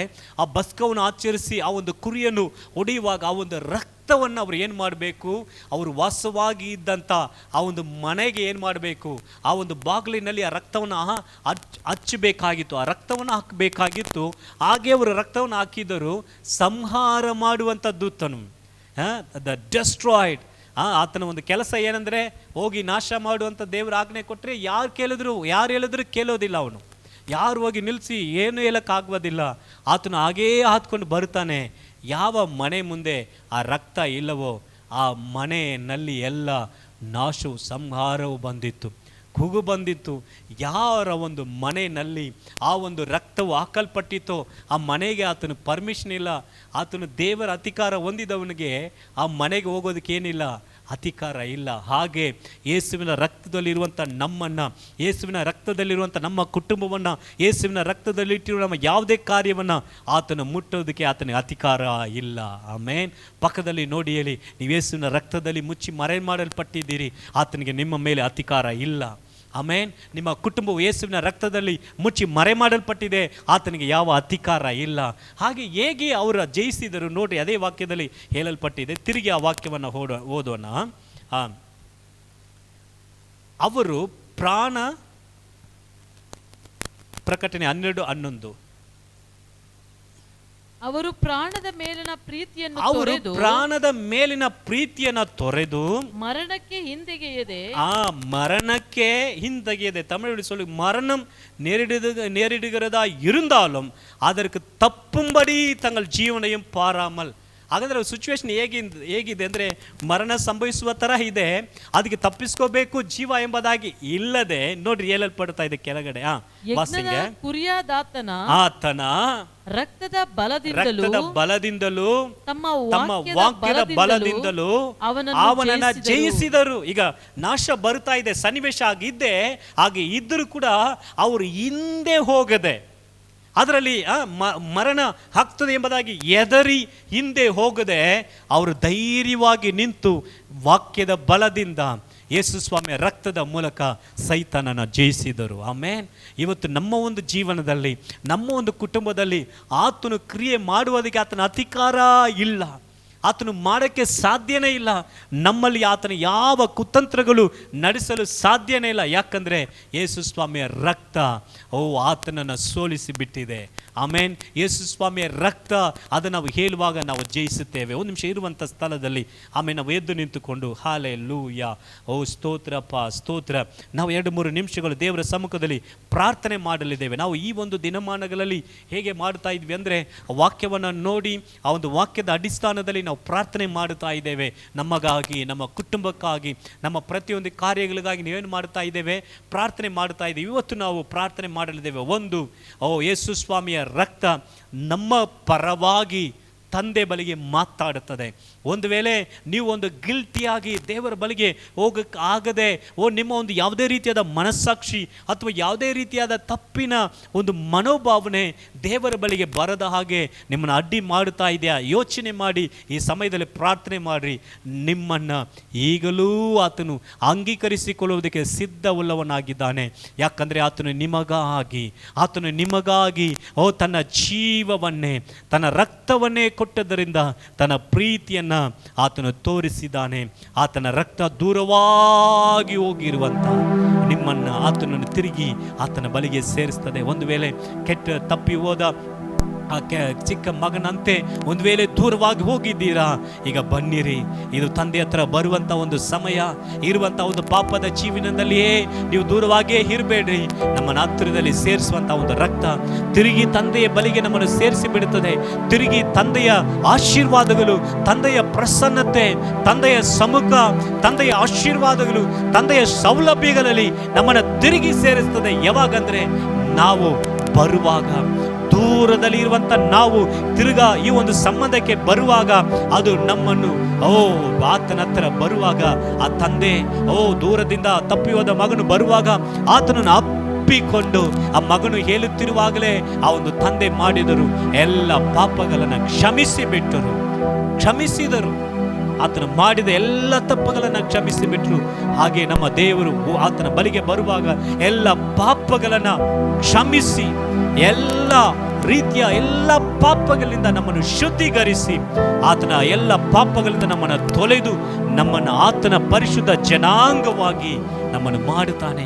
ಒಂದು ವೇಳೆ ನಮ್ಮ ಮನಸ್ಸಲ್ಲಿ ಯಾವುದೇ ರೀತಿಯಾದ ಸತ್ತಂತ ಕಾರ್ಯಗಳು, ಸತ್ತ ಕ್ರಿಯೆಗಳು ನಮ್ಮಲ್ಲಿ ಇದ್ದುಕೊಂಡು ಅವಾಗವಾಗ ದುರ್ವಾಸನೆ ಬೀಸಿ ಅವಾಗವಾಗ ನಮ್ಮ ಜೀವನವನ್ನ ನಾಶನ ಪಡಿಸ್ತಿರುವ ಆ ಒಂದು ಕಾರ್ಯಗಳನ್ನು, ಸತ್ತಂತ ಕ್ರಿಯೆಗಳನ್ನ ಎಲ್ಲವನ್ನ ತೆಗೆದು ಆತನು ಶುದ್ಧೀಕರಿಸ್ತಾನೆ. ಈಗ ನೀವು ಬಿಟ್ಟುಕೊಡುವಾಗ, ಆತನ ಬಳಿಗೆ ಪ್ರಾರ್ಥನೆ ಮಾಡುವಾಗ ಅದೆಲ್ಲವನ್ನ ಆತನು ಶುದ್ಧೀಕರಿಸ್ತಾನೆ. ಅದು ಮಾತ್ರವಲ್ಲದೆ ದೇವರ ಜೊತೆಗೆ ತಿರುಗಿ ಸಂಧಾನ ಮಾಡುತ್ತಾನೆ. ಇದುವರೆಗೂ ದೂರದಿಂದ ಇದ್ದೆವು, ಇದುವರೆಗೂ ದೇವರನ್ನ ಬಿಟ್ಟು ದೂರ ಹೋಗಿಬಿಟ್ಟಿದ್ದೆವು. ಸಂಧಾನ ಮಾಡಿ ಆತನಲ್ಲಿ ನಾವು ನೆಲೆಗೊಳ್ಳುವಂತೆ, ಯೇಸುವಿನಲ್ಲಿ ನಾವು ನಿಂತುಕೊಳ್ಳುವಂತೆ ಮಾಡುತ್ತಾನೆ. ಇದುವರೆಗೂ ದುಷ್ಟನಾಗಿ ನಮ್ಮ ಜೀವನದಲ್ಲಿ ನಮ್ಮನ್ನು ತಪ್ಪಿಸಿದಂತ, ತಪ್ಪಾದ ರೀತಿಯಲ್ಲಿ ನಡೆಸ್ತಾ ಇದ್ದಂತ ಸೈತಾನನ ಅಧಿಕಾರಗಳಿಂದ ದೇವರು ಸಂಪೂರ್ಣ ಜಯವನ್ನು ಕೊಡುತ್ತಾನೆ. ಇವತ್ತು ಬಿಡುಗಡೆ ಆಗ್ತದೆ.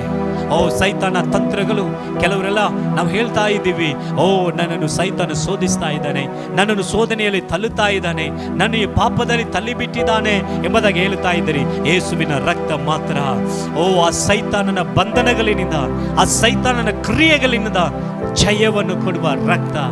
Hallelujah, hallelujah, hallelujah.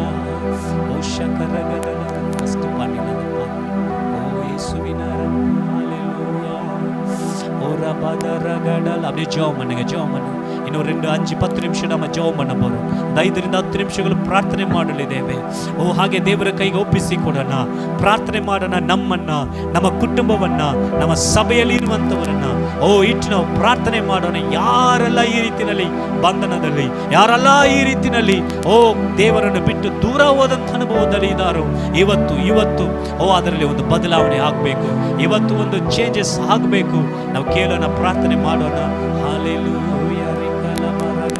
ரத்தத்தினாலே கழுவப்பட்டே பரிசுத்தமாக்கப்பட்டே,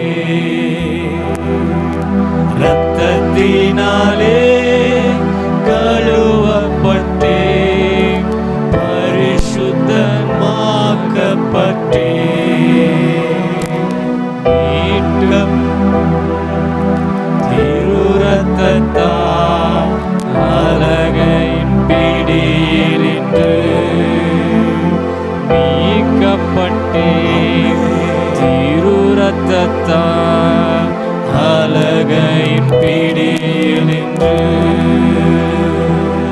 ரத்தம் ஜெயம், ரத்தம் ஜெயம், இயேசு கிறிஸ்துவின் ரத்தம் ஜெயம், ரத்தம் ஜெயம், ரத்தம் ஜெயம், இயேசு கிறிஸ்துவின் ரத்தம் ஜெயம்.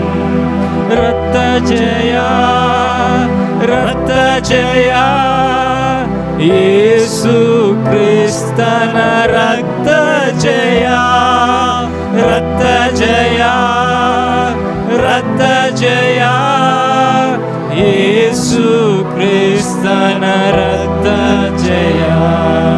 ರಕ್ತದಿಂದಲೇ ತೊಳೆಯಲ್ಪಟ್ಟೆ ಪರಿಶುದ್ಧನಾಗಿರುವೆ, ರಕ್ತದಿಂದಲೇ ತೊಳೆಯಲ್ಪಟ್ಟೆ ಪರಿಶುದ್ಧನಾಗಿರುವೆ,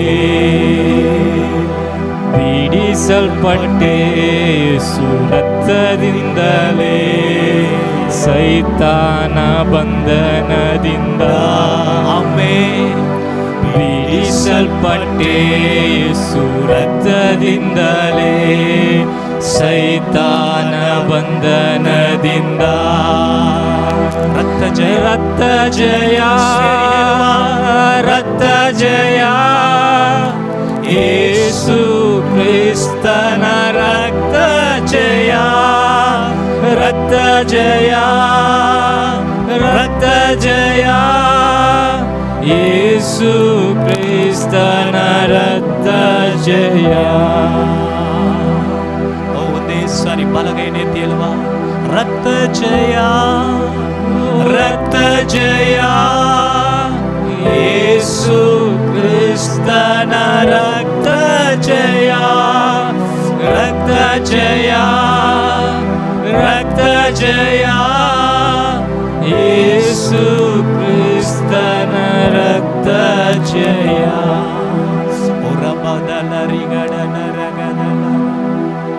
ಅನೇಕರು ನಿಮ್ಮ ಒಂದು ಜೀವಿತದಲ್ಲಿ, ನಿಮ್ಮ ಒಂದು ಪಾಪದ ಜೀವಿತದಲ್ಲಿ ಬೀಳ್ತಾ ಇದ್ದೀರಿ, ಎದ್ದೇಳಕ್ಕೆ ಆಗ್ತಾ ಇಲ್ಲ.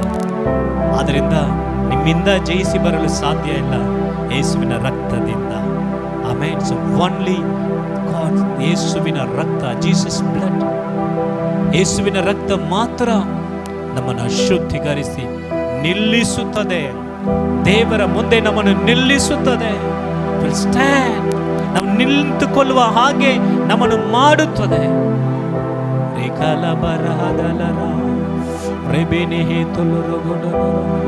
ಪರಿಶುದ್ಧನಾದಂತ ಒಳ್ಳೆ ಕರ್ತನೆ, ಈ ಒಂದು ಸಂಜೆಯ ಸಮಯದ ಪ್ರಾರ್ಥನೆಯಲ್ಲಿ ಕರ್ತನೆ ನಮ್ಮನ್ನು ಇದುವರೆಗೆ ನಡೆಸಿದ್ದೀರಿಯಪ್ಪ.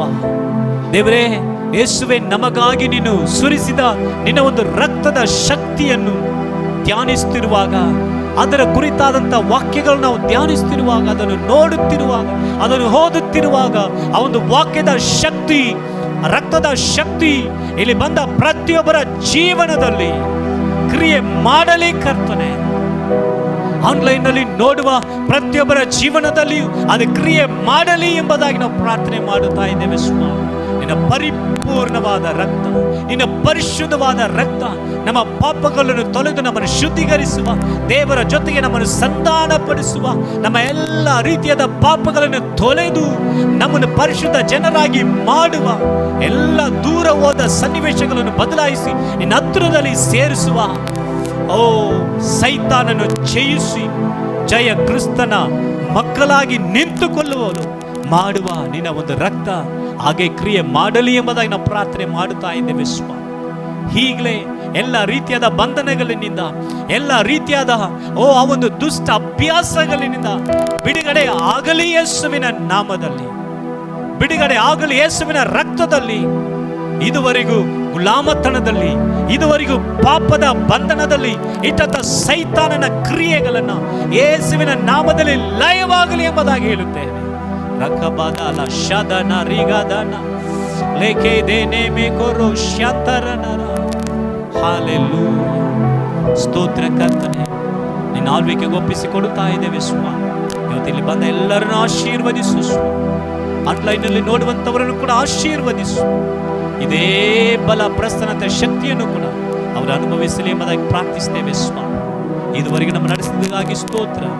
ನಿನಗೆಲ್ಲ ಘನತೆ ಮಹಿಮೆ ಸಲ್ಲಿಸ್ತೇವೆ. ಓ ನಾಳೆ ದಿನದಲ್ಲಿ ನಡೆಯುವಂತ ಪ್ರಾರ್ಥನೆಯನ್ನು, ನಾಳಿದ್ದು ನಡೆಯುವಂತ ಶುಭ ಶುಕ್ರವಾರ ಆರಾಧನೆಯನ್ನು ಆಶೀರ್ವದಿಸು ದೇವರೇ. ಪ್ರಸನ್ನತೆ ಇನ್ನೂ ಹೆಚ್ಚಾಗಿ ನಮ್ಮನ್ನು ಶಿಲುಬೆಯ ಹತ್ತಿರದಲ್ಲಿ ಸೇರಿಸುವ ಒಂದು ಅನುಭವದಲ್ಲಿ ನಮ್ಮನ್ನು ನಡೆಸಲಿ ಎಂಬುದಾಗಿ ಪ್ರಾರ್ಥಿಸ್ತೇವೆ. ನಿನಗೆಲ್ಲ ಘನತೆ ಮಹಿಮೆ ಸಲ್ಲಿಸ್ತೇವೆ ಸ್ವಾಮಿ. ಯೇಸುವಿನ ನಾಮದಲ್ಲಿ ಪ್ರಾರ್ಥಿಸ್ತೇವೆ ಜೀವಬಲ್ಲ ಒಳ್ಳೆಯ ತಂದೆಯೇ, ಆಮೇಲೆ ಸೇರಿ ಹೇಳೋಣ. ನನ್ನ ಮನವೇ ಯೆಹೋವನನ್ನು ಕೊಂಡಾಡು, ನನ್ನ ಸರ್ವೆಂದರುಗಳೇ ಆತನ ಪವಿತ್ರ ನಾಮವನ್ನು ಕೀರ್ತಿಸು. ನನ್ನ ಮನವೇ ಯೆಹೋವನನ್ನು ಕೊಂಡಾಡು, ಆತನು ಮಾಡಿದ ಉಪಕಾರಗಳಲ್ಲಿ ಒಂದನ್ನು ಮರೆಯಬೇಡ. ಆಮೇನ್, ಆಮೇನ್, ಆಮೇನ್, ಆಮೇನ್. ಹಲ್ಲೆಲೂಯಾ. ಕರ್ತನು ತಾನೇ ನಿಮ್ಮನ್ನು ಆಶೀರ್ವಾದ ಮಾಡಲಿ. ನಾಳೆ ದಿನದಲ್ಲಿಯೂ ನಮಗೆ ಒಂದು ಸಂಜೆಯ ಪ್ರಾರ್ಥನೆ ಇರುತ್ತದೆ. ನಾಳೆ ದಿನದಲ್ಲಿ ನಮಗೆ ಕಮ್ಯುನಿಯನ್ ಇರುತ್ತದೆ. ಅದು ಬಸ್ಕದ ಆಚರಣೆಯಾಗಿ ಯೇಸು ಸ್ವಾಮಿ ಅಂಗೀಕರಿಸಿದಂಥ ಒಂದು ಕಮ್ಯುನಿಯನ್ ಇರುತ್ತದೆ. ಆನ್ಲೈನ್ ನೋಡುವಂಥವ್ರು ಕೂಡ ನೇರಾಗಿ ಬನ್ನಿ ಕಮ್ಯುನಿಯನ್ಗೆ. ನೀವು ಕೂಡ ಬನ್ನಿ. ದೇವರು ನಿಮ್ಮನ್ನು ಆಶೀರ್ವಾದ ಮಾಡಲಿ. ಪ್ರೈಸ್.